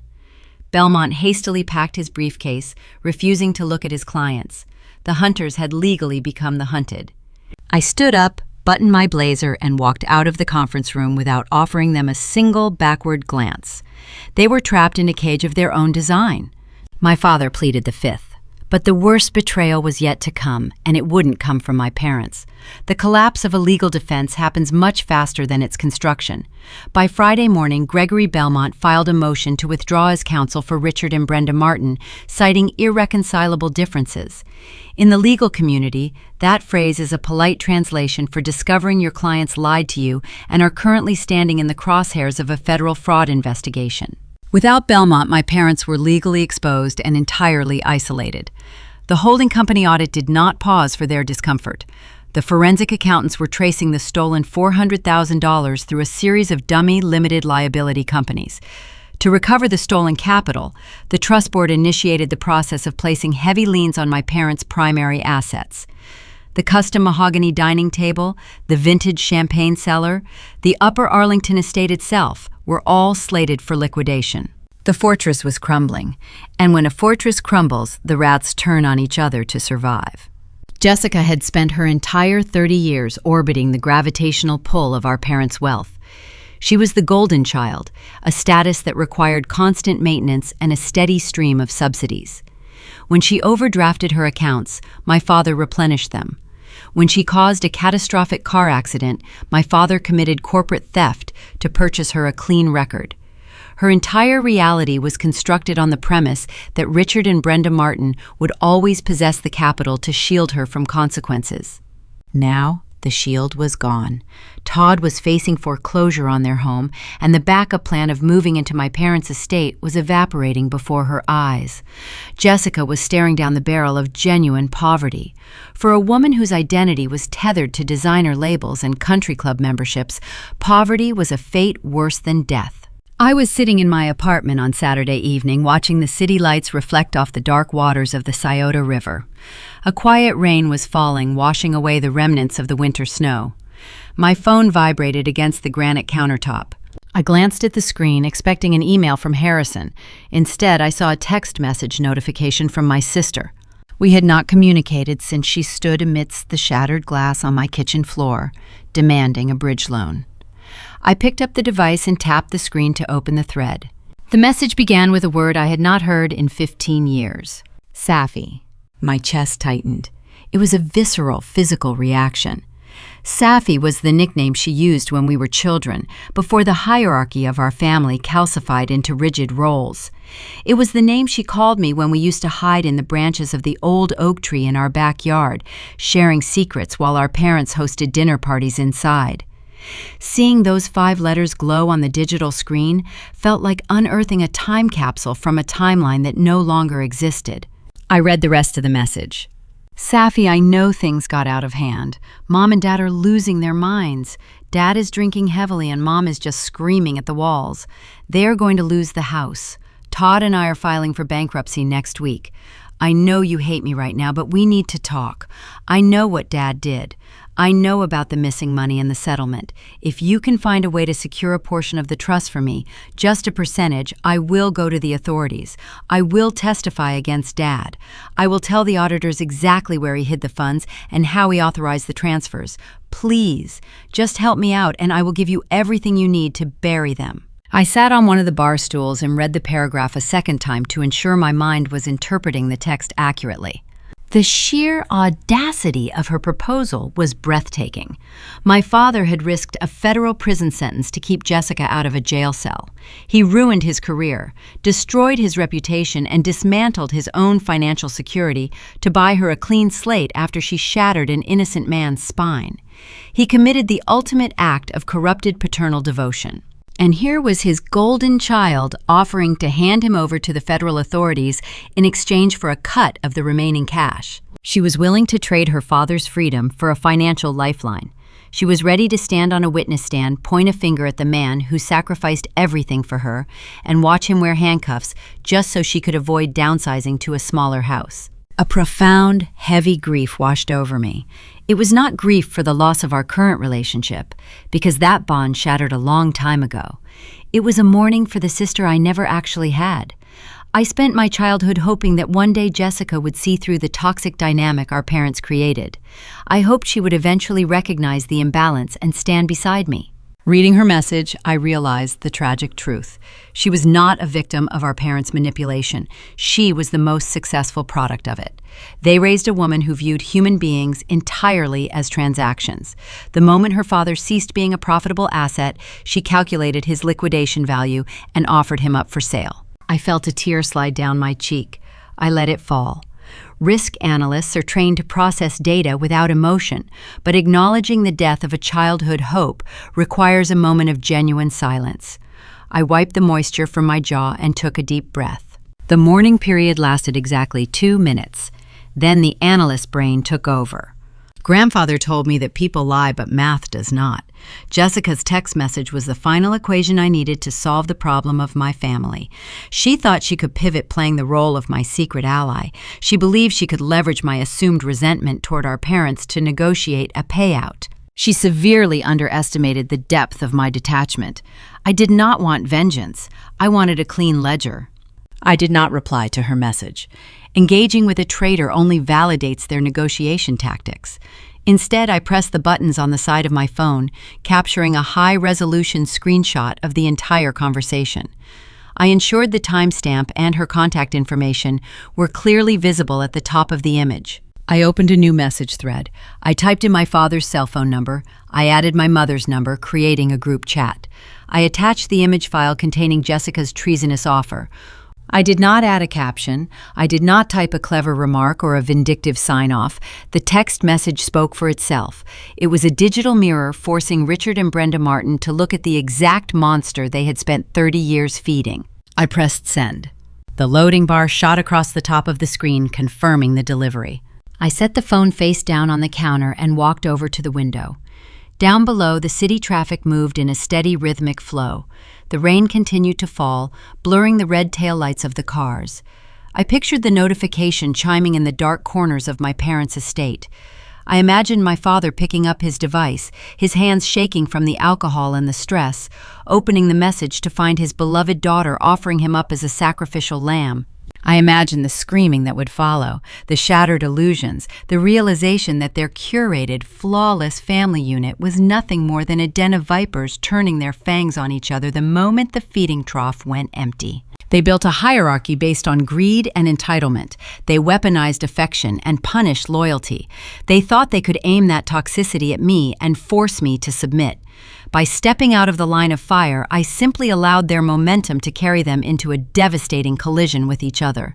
The alliance that ambushed me was dead. Now they were eating each other alive. The digital screenshot I sent acted as a detonator, but the true explosion arrived via certified mail a few days later. In the world of corporate finance, forensic audits do not operate on emotion. They function like an advancing glacier, crushing everything in their path with slow, deliberate weight. The board of directors overseeing my grandfather's irrevocable trust concluded their preliminary tracing of the stolen $400,000. The funds had been laundered through 3 distinct shell corporations before being paid directly to a personal injury firm to settle Jessica's catastrophic collision. Because my father served as the sole signatory on those transfers, he was personally liable. The trust possessed a strict fiduciary duty to recover the missing capital. They initiated immediate asset seizure protocols. In Ohio, recovering stolen corporate funds from a private individual requires placing a heavy lien on their primary residence. If the debt remains unpaid, the lien rapidly evolves into foreclosure proceedings. The abstract numbers on my spreadsheet finally manifested into a harsh physical reality. I learned about the neon notice from a text message sent by Mrs. Kensington. The country club planning committee president took immense pleasure in driving past my parents' Upper Arlington estate and capturing a high-definition photograph. She forwarded the image directly to my phone. I zoomed in on the picture. A bright orange legal document was taped squarely to the center of the custom mahogany front door. It was the exact same door I walked out of on the night they demanded my inheritance. The poetry of the moment was striking. The threshold they used to exile me was now the boundary marking their own eviction. My mother attempted to manage the optics with a frantic social media post. She announced the cancellation of her highly anticipated annual spring charity gala. She cited severe plumbing issues in the historic estate, claiming the contractors required the entire main floor vacated for repairs. It was a transparent excuse. Everyone in her social circle had already seen the bright orange notice glowing against the dark wood. According to Mrs. Kensington, Brenda was seen purchasing 3 boxes of generic discount wine at a local supermarket, miles away from her usual upscale grocer. The woman who popped a $400 bottle of vintage champagne to celebrate my disownment was now drinking fermented grape juice out of a plastic cup hiding behind drawn curtains. The fortress was officially breached. The psychological toll of losing your home and your dignity simultaneously is a crushing weight. I expected my parents to turn on each other, especially after I forwarded Jessica's treasonous text message. I did not expect the fallout to arrive on my physical doorstep. It was a Tuesday evening. A harsh, freezing rain lashed against the floor-to-ceiling windows of my downtown apartment. I was reviewing a maritime insurance policy for a shipping client when my lobby intercom buzzed. The sound was sharp and jarring. I walked over to the security panel and pressed the video display button.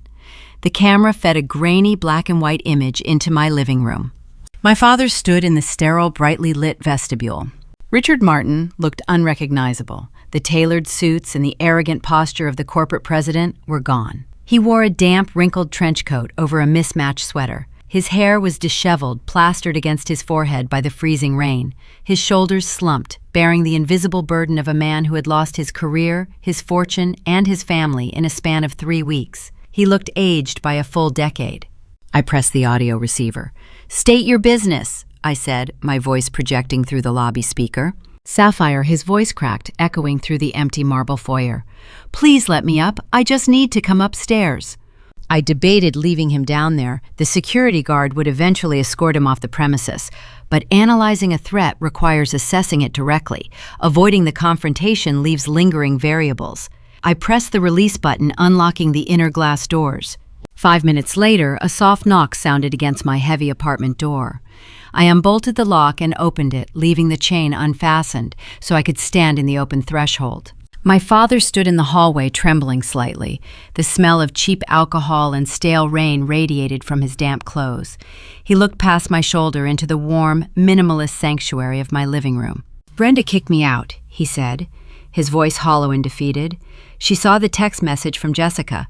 She realized I gave up everything for a daughter who was willing to sell me to the federal government to save her own skin. Your mother lost her mind, Sapphire. She threw plates, she screamed until her voice gave out, and then the bank taped the notice to the door." He wiped a trembling hand across his mouth. "The estate is gone. The accounts are frozen. Belmont dropped us. I have nowhere to go. My credit cards are declining at cheap motels. I just need a place to sleep. Just the couch. Just for a few nights until I figure out a plan." I looked at the man who raised me. I searched his eyes for any semblance of the father I once hoped he could be. I looked for an apology. I looked for accountability. I found nothing but the raw, selfish panic of a parasite looking for a new host. He was not apologizing for committing fraud. He was not apologizing for remaining silent while my mother threatened to erase my existence. He was only standing in my hallway because his primary victims had drained him dry and discarded the husk. He wanted me to absorb his ruin. "Let me review the math, Dad," I said, keeping my tone perfectly level. "You stole $500,000 from my grandfather to protect Jessica. You sat at the mahogany table and watched Mother issue an ultimatum designed to rob me of my inheritance. When your crimes were exposed, you begged me to commit perjury to save you from prison. Now that your favorite daughter has betrayed you and your wife has evicted you, you want to utilize my home as a shelter." He flinched as I laid out the sequence of events. "You are my daughter," he pleaded, tears mixing with the rain on his cheeks. "I have nothing left." I leaned against the doorframe. "You are experiencing the exact reality you designed," I replied. "You built a household based on transaction and conditional loyalty. You financed Jessica's reckless behavior and enabled Mother's social climbing. You fed the monster for 30 years. You cannot ask for my sympathy just because the monster finally decided to eat you." "Sapphire, please," he begged, taking a half step toward the threshold. I did not step back. I held my ground. "If you cross this threshold, I will call the police and have you arrested for trespassing," I warned, my voice dropping to a cold whisper. "I am not your safety net. I am not the collateral damage you get to claim when your investments go bankrupt. I am the daughter you disowned." The finality of the statement hit him like a physical strike. He stopped moving. The desperation in his eyes morphed into a bleak, devastating realization. He had burned the only bridge that could have carried him to safety. I looked the man who raised me directly in the eye. I did not feel anger. I did not feel sadness. I felt the profound, liberating weight of a closed ledger. "Goodbye, Dad." I pushed the heavy door shut. The deadbolt clicked into place with a loud, definitive snap, sealing my sanctuary. I walked away from the entrance, leaving him standing alone in the sterile, brightly lit hallway to face the consequences of his own self-inflicted ruin. I chose my peace over his chaos. They had lost the fortress, but my mother still had one desperate public play left. The fallout from a detonated reputation does not settle quickly. It drifts through the air invisible and toxic, coating everything it touches. My father learned this lesson in the freezing rain outside my apartment building. My mother chose to learn her lesson under the crystal chandeliers of the Downtown Plaza Hotel. Columbus high society operates on a rigid currency of perceived stability. It is a predatory ecosystem that tolerates hidden vices but punishes visible failure without mercy. My mother spent her entire adult life studying this environment. She learned which philanthropic boards carried the most prestige, which country club memberships signaled generational wealth, and which zip codes provided a shield against public scrutiny. She utilized my grandfather's capital to purchase her armor, constructing a flawless facade. Even with an orange foreclosure notice glowing against her front door, Brenda Martin refused to surrender her social standing. Denial is a powerful anesthetic. She secured her ticket to the Columbus Women's Philanthropic Luncheon, the undisputed crown jewel of the spring social calendar. She believed she could leverage the gathering to finalize her smear campaign against me. She intended to play the ultimate victim. She had no idea who wrote the checks for the event. The irrevocable charitable trust mandated by my grandfather's poison pill clause was not simply a dormant vault, it was a living financial entity. When the board of directors assumed control of the $18 million, they immediately initiated their mandate to fund local educational initiatives. I was not a voting member of the board, but Harrison Vance recommended my appointment as an honorary liaison. I accepted the role. My presence ensured the capital was directed toward causes my grandfather would have respected. The inaugural disbursement was a $200,000 grant aimed at financial literacy programs for vulnerable women, the exact skill set my mother never bothered to cultivate. This injection of capital elevated the trust to the status of primary platinum sponsor for the luncheon. I arrived at the hotel ballroom an hour before the doors opened. The space smelled of roasted poultry, lemon polish, and expensive imported orchids. I took my assigned seat on the raised dais at the front of the room, positioned between a local bank president and a district judge. A towering centerpiece of white hydrangeas shielded me from the main floor. I could see the entire ballroom, but the arriving guests could not immediately spot me. The doors opened at noon. A sea of pastel suits, designer dresses, and calculated smiles flooded the room. I watched my mother enter. She wore an older knit suit, a subtle downgrade from her usual seasonal couture. She held her chin high, navigating the crowded room with practiced grace. She found her assigned place at table number 4. Sitting directly across from her at table number 4 were Mrs. Kensington and Mrs. Sterling. They were the exact recipients of the anonymous manila envelopes I dropped into the postal chute days prior. I watched the dynamic unfold from my elevated vantage point. My mother sat down and immediately went to work. She reached into her leather handbag and produced a lace handkerchief. She dabbed the corner of her eye, a theatrical gesture designed to draw inquiries. I could not hear her words over the ambient chatter of the ballroom, but I knew the script by heart. She was painting the picture of a tragic matriarch. She was telling them her eldest daughter suffered a severe mental collapse. She spun a fiction about elder abuse and stolen inheritances. She likely claimed my father was working tirelessly with lawyers to correct the legal errors, but the financial strain was a terrible, unjust burden on their golden years. She expected a chorus of sympathy. She expected these women to rally behind her and condemn my existence. But high society is a ruthless arena. Mrs. Kensington and Mrs. Sterling did not offer comfort. They sat with perfect posture, sipping their iced teas, studying my mother like scientists observing a dying insect. They possessed the highlighted copies of the forensic audit. They knew about the embezzlement. They knew my father was facing federal scrutiny for stealing $400,000. They knew about the poison pill clause. They allowed my mother to construct her intricate house of lies simply so they could watch the impending demolition. The ballroom lights dimmed, signaling the start of the program. The ambient noise faded into a respectful hush. The foundation chairwoman approached the acrylic podium near the center of the dais. She adjusted the microphone and welcomed the attendees. She spoke about the importance of community outreach. She discussed the record-breaking donations received during the current fiscal year. Her voice echoed clearly through the speaker system, reaching every corner of the vast room. We owe a profound debt of gratitude to our primary benefactor this afternoon, the chairwoman announced, her tone glowing with professional warmth. Thanks to a generous inaugural grant from a newly formed irrevocable charitable trust, we are expanding our financial literacy initiatives across the state.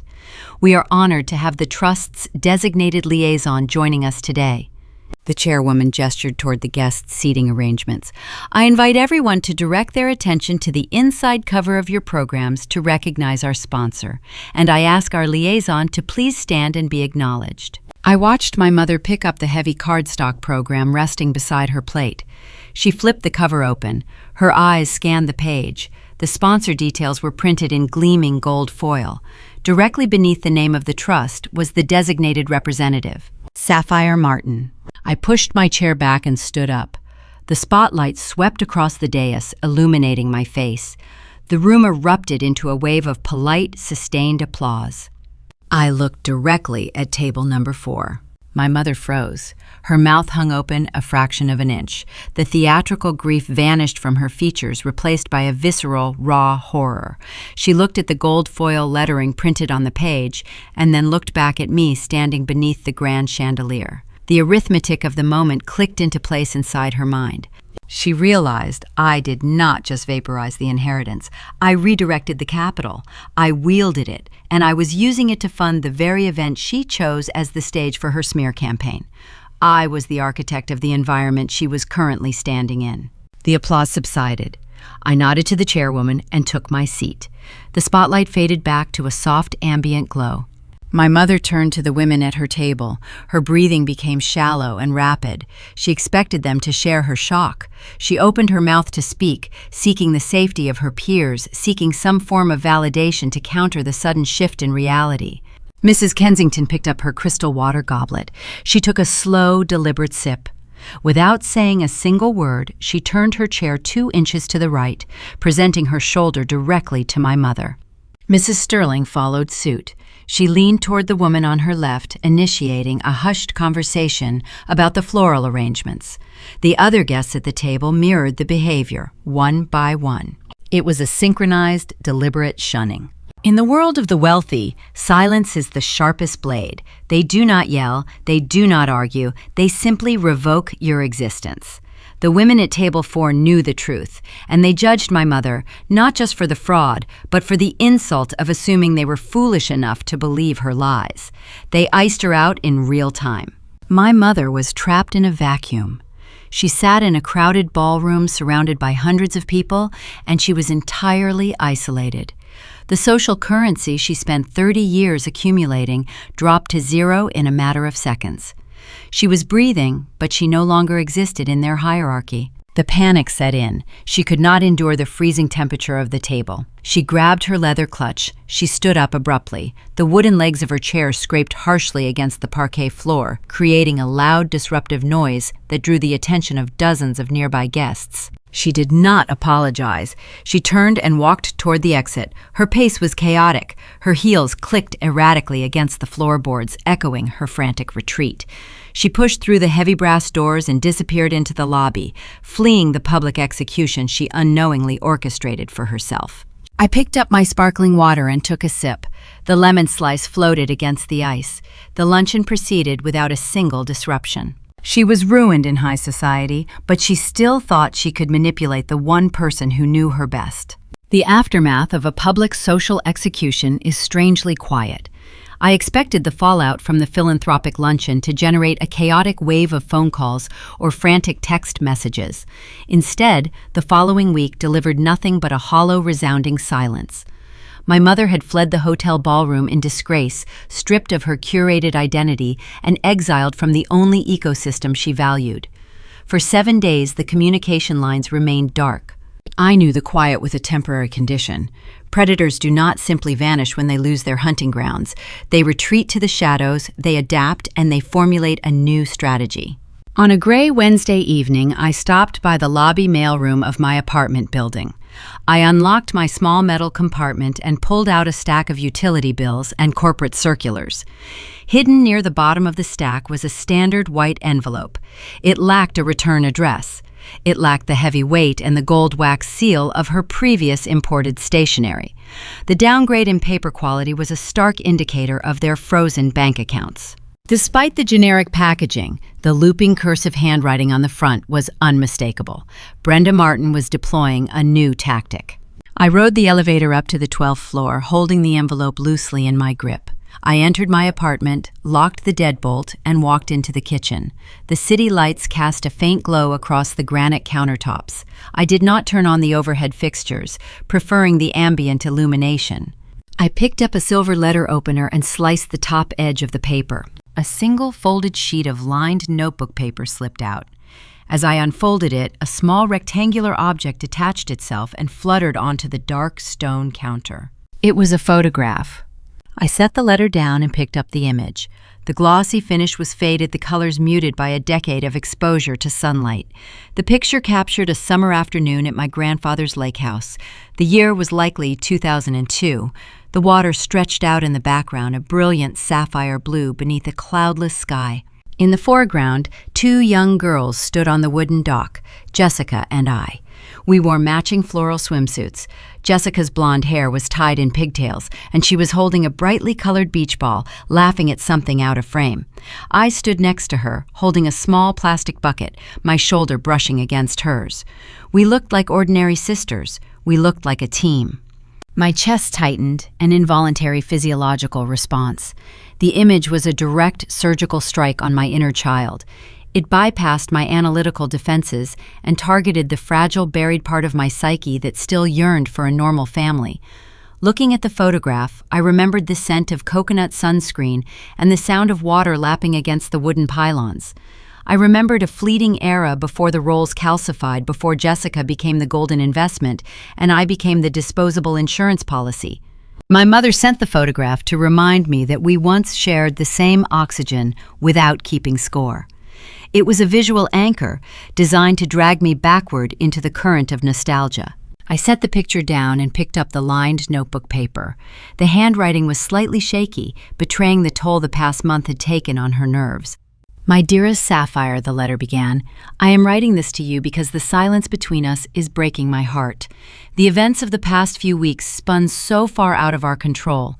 We allowed lawyers and pride to dictate our actions, and we lost sight of what truly matters. Your father and I are hurting. Jessica is struggling, but none of that matters as much as the rift tearing this family apart. We need to heal. I spoke with a licensed mediator this morning. She specializes in alternative dispute resolution and reconciliation protocols. We are willing to attend family therapy sessions with you. We want to sit down in a safe space, apologize for the miscommunications, and find a way back to each other. Please call me. Let us demonstrate good faith and fix this together." I read the paragraphs twice. The prose was masterful. It possessed the cadence of genuine remorse. A casual observer reading those words would see a grieving mother begging for a second chance, extending an olive branch across a burned bridge. For a fraction of a second, a dangerous, comforting warmth bloomed in my chest. I wanted to believe the words. I wanted to believe the public humiliation at the luncheon had sparked a profound awakening in her soul. I wanted to believe my mother was finally choosing her daughter over her pride. But I am a risk analyst. I do not deal in hope. I deal in patterns and data. I read the letter a third time, separating the emotion from the terminology. The warmth in my chest evaporated, replaced by a cold, calculating clarity. Things spun out of our control. She used the passive voice. She did not apologize for her actions. She apologized for the circumstances. She did not take accountability for forcing a fraudulent renunciation form across a dining room table or for launching a vicious smear campaign. She blamed the chaos on lawyers and pride, treating the betrayal like a weather event that simply happened to us. Then my eyes locked onto a specific phrase: alternative dispute resolution. My mother spent 30 years planning charity galas and attending tennis matches. She did not possess a vocabulary that included formal legal jargon. She also used the phrase, demonstrate good faith. The arithmetic clicked into place, the pieces of the puzzle locked together, forming a picture far uglier than the original ambush. Gregory Belmont, the expensive litigator, dropped my parents when they pleaded the fifth during the deposition. Without representation, they were legally stranded, facing the crushing weight of the holding company audit and the impending foreclosure. They needed a new lawyer. Because their assets were frozen, they likely hired a bargain-tier attorney working out of a strip mall, someone desperate enough to take a doomed case on the promise of future payment. In Ohio probate law, there is a specific mechanism regarding contested estates. If a contesting party can demonstrate to a judge that they made a genuine, documented effort to resolve the dispute out of court through mediation or alternative dispute resolution, they can petition the court to reimburse their legal fees from the estate assets. My mother did not want to heal our family. She wanted to create a paper trail. Her new lawyer instructed her to send this letter. If I agreed to attend the therapy session, she would use my attendance to show a judge that the family was engaging in good faith mediation. She would then file a motion forcing the charitable trust to pay her new lawyer's retainer fees. If I refused to attend, she would take this exact letter to the judge and claim she tried to reconcile, but her hostile daughter rejected her, forcing them to continue the litigation. She was weaponizing the concept of psychological healing to claw back cash from my grandfather's trust. She used a photograph of my childhood innocence as bait for a financial trap. It was the ultimate desecration. She took the single pure memory I held of my sister and covered it in poison, hoping I would swallow it. I picked up the photograph and the lined notebook paper. I carried them over to the kitchen sink. The stainless steel basin was clean and empty. I set the paper down and opened the top drawer of the cabinetry, retrieving a small matchbook I kept for lighting candles. I did not feel anger. Anger is a hot, chaotic emotion that consumes energy. I felt a profound surgical detachment. The illusion was dead. Any lingering doubt, any microscopic hope that my family possessed a redeemable core turned to ash in my hands. I struck a match against the abrasive strip. The small flame flared to life, casting a flickering yellow glow against the dark stone counters. I picked up the photograph of the two young girls standing on the dock.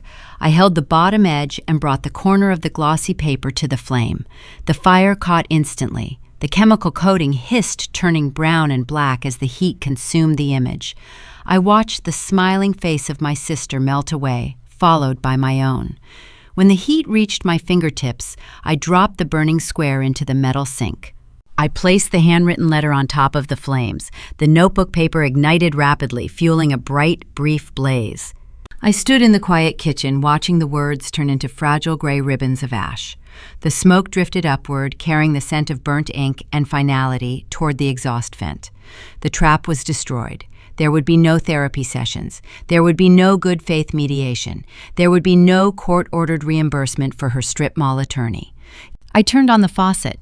The cold water rushed from the tap, hitting the metal basin and washing the dark sludge down the drain. The sink was spotless once again, leaving no trace of the manipulation. The ledger was almost closed, but there was one last ghost waiting to speak. 2 days after I washed the ashes of my mother's fake apology down the drain, my phone rang. The caller identification displayed Harrison Vance. He requested my presence at his office.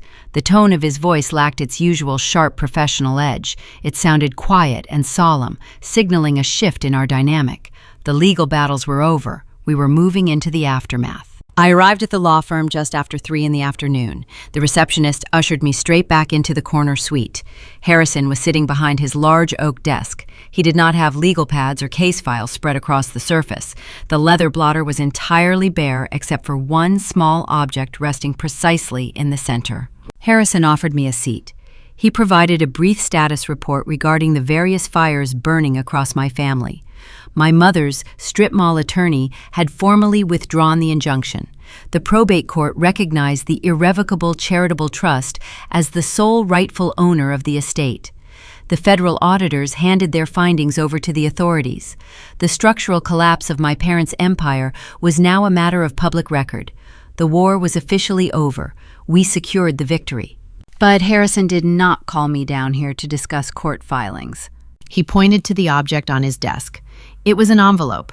The parchment paper was thick and yellowed slightly at the edges. "Your grandfather gave this to me 3 years ago," Harrison explained, his voice steady.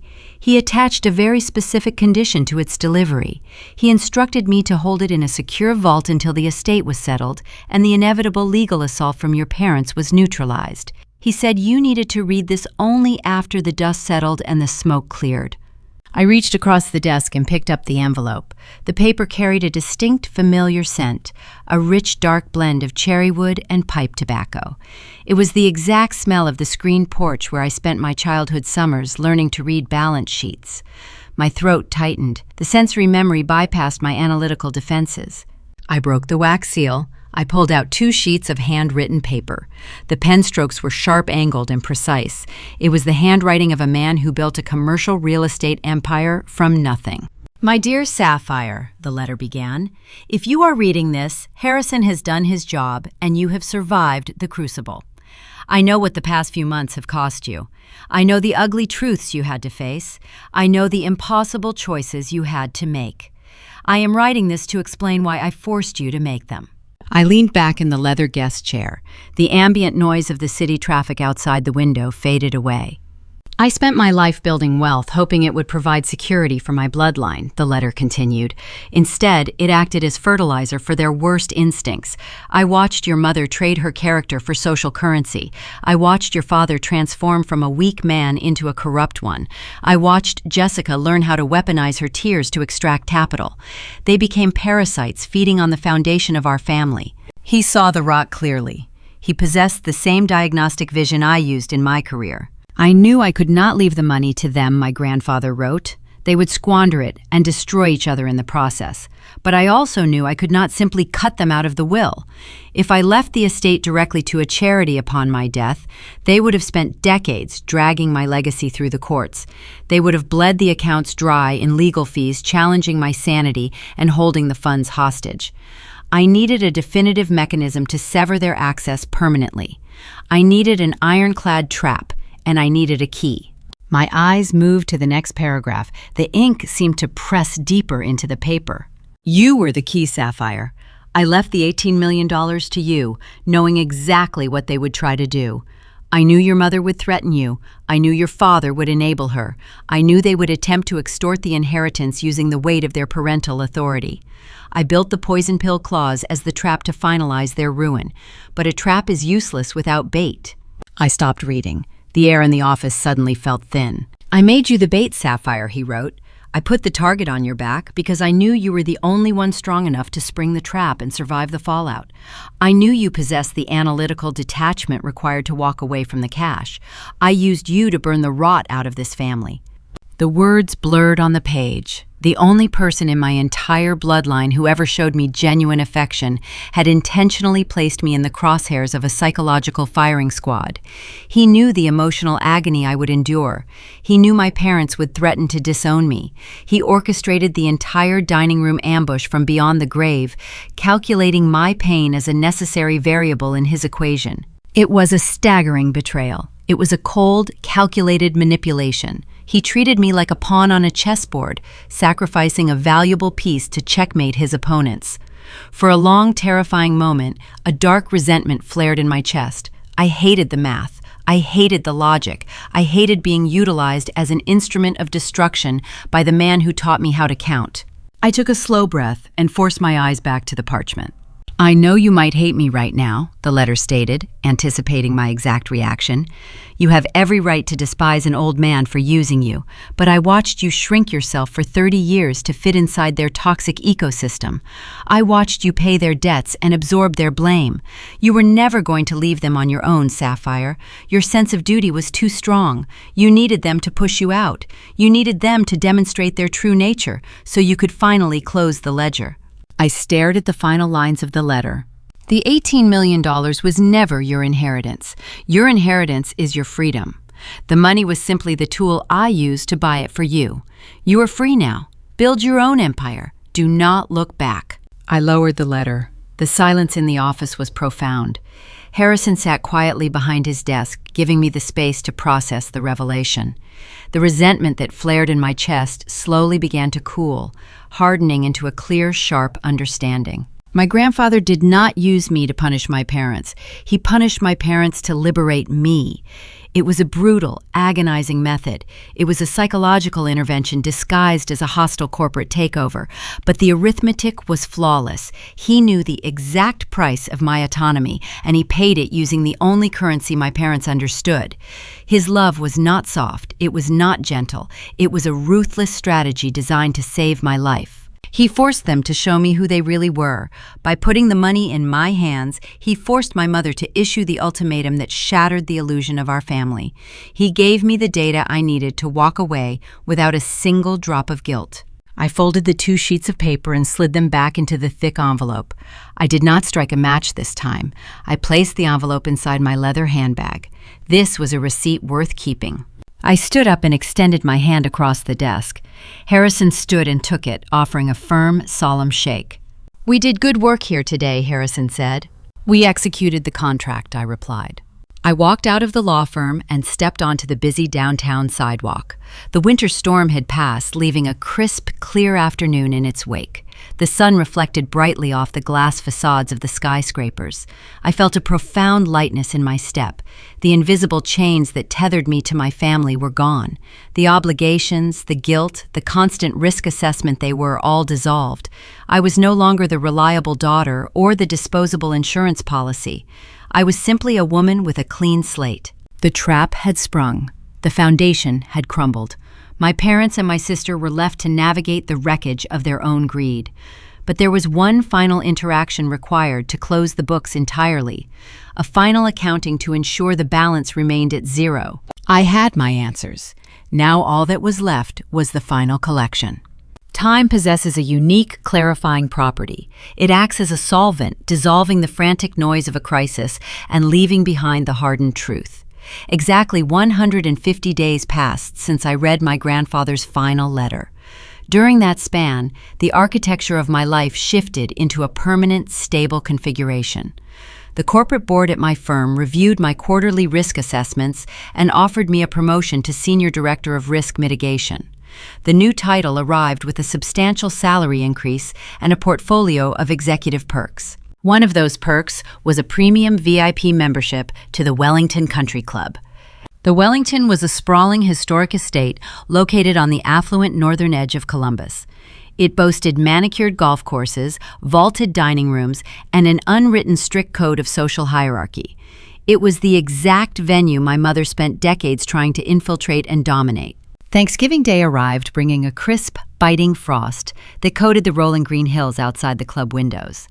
Exactly 1 year had passed since the ambush at the mahogany dining table. I decided to spend the holiday alone. Solitude is a luxury when you spend your formative years trapped in a crowded room of emotional combatants. I reserved a premium table in the exclusive Founders Lounge, a private dining enclave restricted solely to executive members.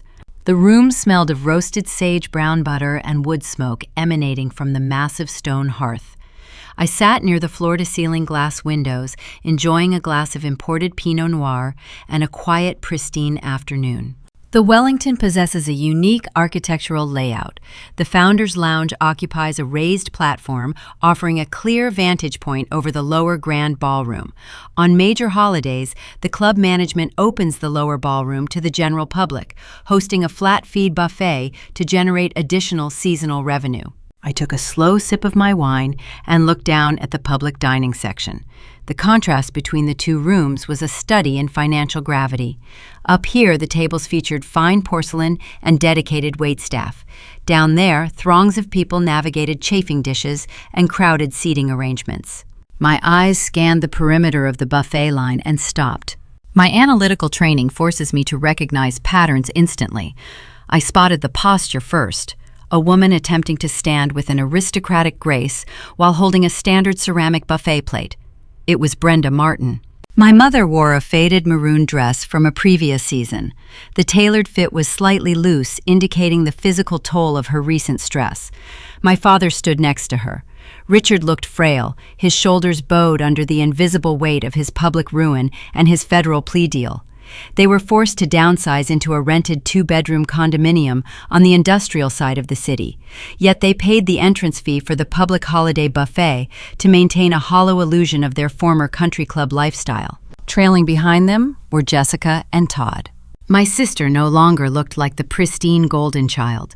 The glossy, expensive veneer had peeled away. She wore a dark sweater, her hair pulled into a messy knot. She held a large glass of white wine, gripping the stem with a white-knuckled intensity.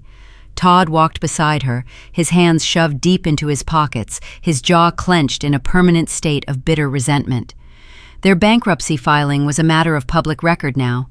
I watched them navigate the crowded public tables. They looked like ghosts, haunting a house they used to own. I did not feel a spike of adrenaline. I did not feel the urge to hide or avert my gaze. I simply observed them the way a scientist observes a concluded experiment. I returned my attention to my meal, slicing into the roasted turkey and enjoying the quiet warmth of the fire. 10 minutes later, a sharp disruption fractured the serene atmosphere of the Founders Lounge. I heard the distinct sound of a velvet rope stanchion clattering against the hardwood floor.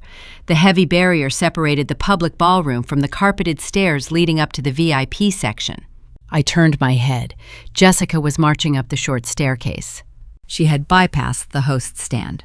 The wineglass in her hand was half empty, and the erratic sway of her hips suggested it was not her first drink of the afternoon. Her face was flushed a dark mottled red, fueled by alcohol and a sudden, desperate rage.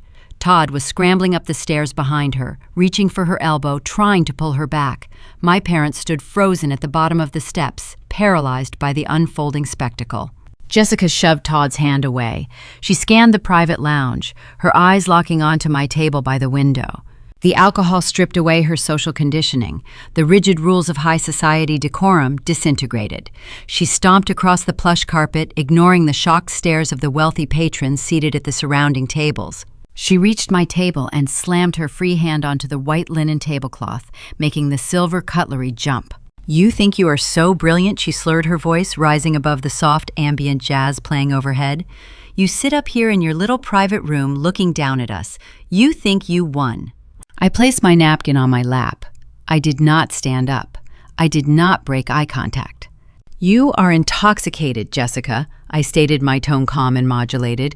"You are causing a disturbance in a private dining area. Return to your table before the management intervenes." She let out a harsh, jagged laugh. A few drops of wine spilled over the rim of her glass, staining the pristine white linen with dark yellow droplets. "I am not going anywhere," she shouted. The volume of her voice drew the attention of every single executive member in the lounge. "You destroyed our family. We lost the house. We lost everything. Dad is facing probation and a ruined name. Todd cannot find a client to save his life.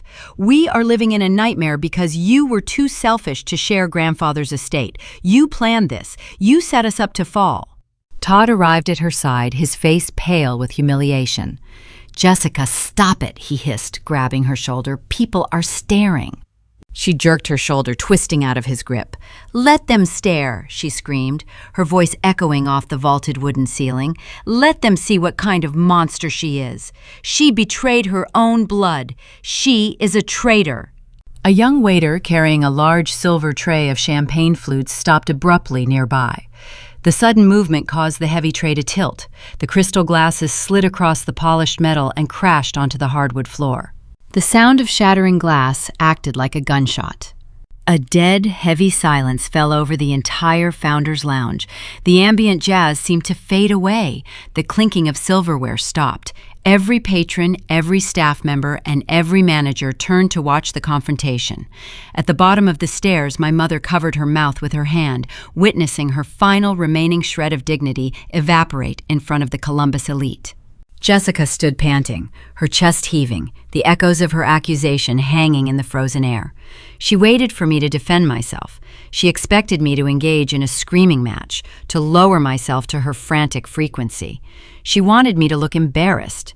I picked up my wineglass. I took a slow, measured sip of the Pinot Noir, tasting the dark cherry notes on my tongue. I set the glass down, centering it perfectly on the coaster. I looked up at my sister. "I gave you exactly what you asked for," I said. My voice was quiet, but in the absolute silence of the room, the words carried pristine clarity. Mother presented the terms. I continued. She told me to sign the paper, or I was no longer a part of this family. You sat there and smiled. You wanted the inheritance. You demanded the estate. So I uncorked the pen, and I signed the paper. I followed your instructions to the letter. Jessica opened her mouth, but no sound emerged. The intoxicating fuel of her rage hit a solid, impenetrable wall of logic. "I did not destroy your family, Jessica. I simply stepped out of the way and let the consequences of your own greed run their natural course. You built a house out of stolen money and toxic lies. You destroyed yourselves." The silence stretched, pulling tight across the room. Jessica stared at me, her eyes wide, taking in the cold, indisputable truth. The victim narrative she constructed to protect her fragile ego collapsed under the weight of the facts. She had no one left to blame. Heavy footsteps approached from the flank. The general manager of the Wellington, accompanied by two broad-shouldered security personnel, stepped into the space between my table and my sister. "Ma'am," the manager said, his tone polite, but laced with a firm, uncompromising authority. "You are trespassing in a restricted area and disturbing our premium members. I must ask you to leave the premises immediately." Todd did not argue. The lingering threat of my previous legal warnings remained fresh in his mind. He gripped Jessica's arm this time with enough force to pull her off balance. She did not resist. The fight drained out of her, leaving nothing but a hollow, ruined shell. She turned and let Todd guide her away. The security guards flanked them, marching them toward the staircase. At the bottom of the steps, my parents turned and joined the humiliating procession. The management escorted Richard, Brenda, Jessica, and Todd through the grand lobby, pushing them out the heavy glass doors into the freezing holiday afternoon. The maintenance staff swiftly swept up the broken crystal. The ambient jazz resumed its low, steady rhythm. The wealthy patrons turned back to their roasted turkey and their muted conversations, the disruption already fading into the background of their affluent lives. I looked out the window, watching the four figures walk across the frozen asphalt of the parking lot toward a rusted, compact sedan. They were arguing, their breath pluming in the cold air, pointing fingers and turning their fangs on each other once again. I picked up my fork and took another bite of my meal. The explosion was over. The silence that followed was exactly what I had paid for.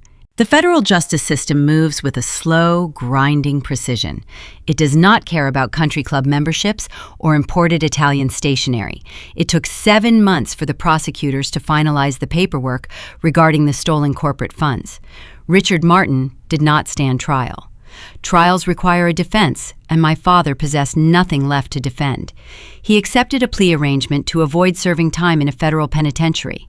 I did not attend the sentencing hearing, but Harrison Vance provided the official court transcripts and a detailed summary of the proceedings. The presiding judge stripped my father of his remaining dignity in a public courtroom. Richard surrendered his passport, his retirement accounts, and the last fragmented shares of his equity. He traded his entire financial history for a suspended sentence and 5 years of strict, supervised probation. He walked out of the courthouse wearing an off-the-rack suit purchased on discount. He currently works as a shift supervisor at a retail hardware store, clocking in at dawn to earn an hourly wage. The man who once authorized multi-million-dollar corporate transfers now requires a regional manager's approval to process a voided hardware receipt. He signs his intake forms with a cheap plastic pen. Jessica and Todd faced a different venue of justice. They appeared in federal bankruptcy court. They filed for Chapter 7 relief, which translates to forced liquidation. A court-appointed trustee descended upon their curated lifestyle like a vulture picking the bones of a carcass clean. The trustee seized the luxury leased vehicles, the designer wardrobes, the diamond tennis bracelets, and the country club equity. I heard through the remaining whispers of the Columbus social circuit that repo men towed Jessica's luxury SUV out of her driveway in the middle of the night while the neighbors watched from their front porches. Poverty is a harsh instructor for students who refuse to study the material. They were forced to move into a cramped rental complex in a school district they once openly mocked. My mother chose a prison of her own design. Brenda Martin lives in that same rented condominium, keeping the vinyl blinds drawn shut at noon. The apartment smells of stale carpet and boiled water. She refuses to leave the unit during daylight hours, terrified of crossing paths with the women she used to host at her spring galas. She spends her days sitting in the dim lighting, scrolling through social media on a cracked smartphone, watching the philanthropic world move forward without her. She possesses no social currency and no audience to manipulate. The silence of her existence is the exact echo of the isolation she tried to force upon me. Last Tuesday, a digital notification appeared in my corporate inbox. The sender address belonged to Jessica. I hovered the cursor over the bold text and clicked open the message. She did not ask about my well-being. She did not offer an apology for the public scene at the Wellington. She bypassed accountability entirely and went straight to the transaction. She was applying for an entry-level administrative coordinator position at a rival logistics firm in the city. She requested a formal corporate reference. She wanted me to leverage my professional reputation to vouch for her character to the hiring manager. She wrote that family must support family during economic transitions. The brazen nature of the request was almost clinical. A year ago, she attempted to extort an $18 million inheritance. Now she wanted a character reference to secure a cubicle. I did not type a response. I did not draft a polite refusal or a harsh condemnation. I simply clicked the message allowing the red receipt to trigger on her end. I closed the window, leaving the email unanswered. The digital silence was the only reference I intended to provide. The grand fortune did not simply vanish into an administrative void. The $18 million sits safely within the secure architecture of the Irrevocable Charitable Trust. The capital generates substantial annual yields, and every single dollar is deployed with surgical precision. I hold a permanent seat on the board of directors, serving alongside Harrison Vance and a panel of seasoned financial educators. We gather in a glass boardroom overlooking the Scioto River, reviewing grant applications and funding proposals. We direct the resources toward financial literacy programs for young women navigating vulnerable economic transitions. We fund scholarships for female students entering the fields of accounting and risk analysis. We provide targeted grants to domestic abuse survivors, helping them establish independent credit profiles and secure safe housing. My grandfather built an empire of concrete and steel. He used me as the catalyst to burn the rot out of his own bloodline. In doing so, he allowed us to transform his wealth into an armored shield for thousands of women who need it. He turned a toxic inheritance into a perpetual engine of empowerment. The math performs a beautiful function when applied to the right variables. The seasons turned, bringing a warm green summer to the city. I spent a quiet Friday evening inside my downtown apartment. The windows were open, allowing a soft breeze to circulate through the minimalist space. The traffic below hummed a steady, predictable rhythm. I brewed a cup of green tea and carried the ceramic mug over to my walnut desk. I opened my laptop and entered the biometric passcode. The screen glowed in the dim light of the room. I navigated to the encrypted folder and opened the master spreadsheet, the ledger I started when I was 16 years old, the digital record of my survival. I scrolled through the hundreds of rows. I saw the stolen college funds, the bailed-out car loans, the broken leases, the unpaid credit card balances.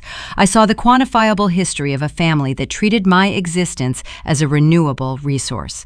They extracted my energy, my capital, and my peace of mind, assuming the well would never run dry. I reached the bottom of the document. The final row contained the aggregated data of Richard, Brenda, Jessica, and Todd. It represented the heavy, dragging anchor I carried for 3 decades. I rested my fingers on the keyboard. I highlighted the final row, selecting the names, the debts, the betrayals, and the broken promises. I pressed the delete key. The data vanished. The cells turned a bright, empty white. I highlighted the entire spreadsheet and deleted the remaining contents. The math was finally settled. The ledger carried a zero balance. I did not receive a single dollar of the $18 million. The fortune belongs to the future now.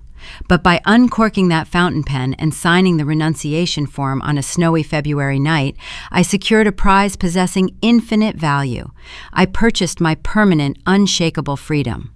That concludes The Ledger. Thank you for listening to Morning Revenge, where we untangle the webs of deception and balance the books on family secrets. Subscribe to the channel and turn on notifications so you never miss a narrative of boundaries and reclaiming your peace. Keep your ledgers balanced and never sign away your freedom. There is an invisible ledger kept in the dining rooms of countless American homes. We are raised to believe that the family is an unshakable sanctuary, a fortress built of unconditional love, shared holidays, and mutual support. The traditional American dream sells us the enduring image of the mahogany table, the perfectly roasted Thanksgiving turkey, and a lineage of children who grow up to reflect their parents' greatest virtues. Yet beneath the pristine veneer of country club memberships and manicured lawns, a different economy often operates in the shadows. It is a quiet economy of transaction, where affection is commodified and children are assigned specific, unyielding roles the moment they are old enough to understand parental expectations. Sapphire's story is not merely a tale of a hijacked $18 million inheritance. It is a profound mirror held up to the fractured parenting values that quietly dismantle families from the inside out. In examining the sudden collapse of the Martin family, we uncover a devastating cautionary tale about the perils of conditional love and the glaring absence of emotional awareness. Traditional family structures thrive on a delicate balance of responsibility and grace, but when that balance tips into exploitation, the foundation inevitably rots. From a remarkably young age, children possess an acute, almost radar-like sensitivity to fairness. They know when they are truly seen, and they know when they are merely being utilized for their utility. Sapphire was never viewed as a daughter needing guidance or nurturing. She was categorized as an insurance policy. She was the reliable pillar expected to bear the weight of the household's dysfunction, quietly absorbing the shockwaves of her parents' myriad mistakes. Conversely, her sister Jessica represents the tragic outcome of a parenting philosophy stripped entirely of accountability.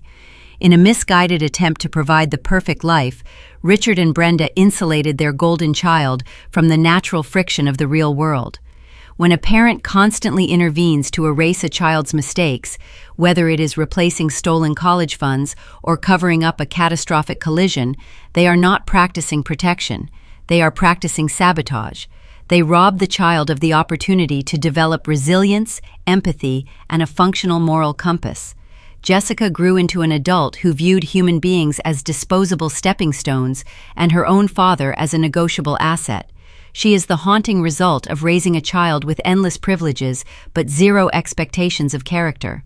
This dynamic exposes a critical failure in parental responsibility. True family responsibility is not about providing luxury vehicles or ensuring access to elite social circles. It is rooted in the difficult, unglamorous, and often painful work of honesty. It requires parents to look at their children with sharp emotional clarity, recognizing their unique flaws and virtues without assigning them rigid, self-serving identities. When Brenda and Richard prioritized their fragile social standing over their daughter's psychological well-being, they signaled that the appearance of success was exponentially more valuable than the truth of their reality. They lived on credit, both financially and emotionally, financing their curated public image by draining the soul of their most capable child.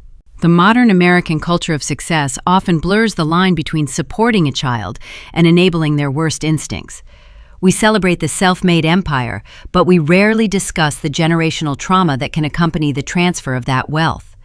The grandfather in this narrative understood this fatal flaw with chilling clarity. He recognized that leaving a vast fortune to a corrupted hierarchy would only accelerate its demise. His long-term guidance was unorthodox, brutal, and ultimately liberating. By bypassing the toxic middle generation, he delivered a harsh lesson in accountability. He understood that sometimes the most profound act of love a parent or guardian can offer is not a safety net, but the cold, undeniable truth of mathematics. He armed Sapphire with the unshakable logic necessary to sever her own chains. Raising children within a traditional structure demands a rigorous commitment to emotional awareness. Parents must intentionally cultivate an environment where a child's intrinsic worth is never tethered to their utility. When a home operates as a transactional enterprise, children learn to navigate relationships through manipulation rather than vulnerability. They learn to keep score.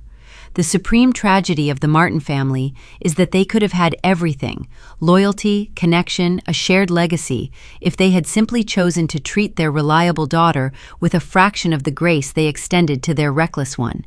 Instead, they demanded infinite sacrifices, operating under the delusion that blood ties are an unbreakable tether. But blood is not a binding contract when it is poisoned by perpetual exploitation. The modern definition of family is evolving, shifting away from obligatory endurance toward chosen sanctuaries of mutual respect. Sapphire's choice to sign away a fortune to purchase her freedom is a testament to the ultimate value of peace over pedigree. It teaches us that true wealth is not measured in liquidated assets or philanthropic trusts. It is measured in the quiet, unburdened ability to lock your own front door and know that the chaos cannot follow you inside. It challenges parents to ask themselves, are we raising children to be independent, whole individuals, or are we raising them to serve our own unresolved needs? This story forces us to reevaluate the legacy we intend to leave behind when our time is done. A parent's most enduring inheritance is not a financial portfolio, but the emotional framework they install in their children's minds. If we fail to teach fairness, if we fail to demand honesty in our daily interactions, and if we refuse to hold ourselves accountable for our own parenting shortcomings, we risk building a fortress that our children will eventually have to burn down just to survive. We must strive to be parents who listen to the quiet children, who hold the loud children accountable, and who value the truth spoken at the dining table far more than the opinions of the guests sitting in the living room. These are the complex, tangled narratives that redefine how we look at the people we share our lives with.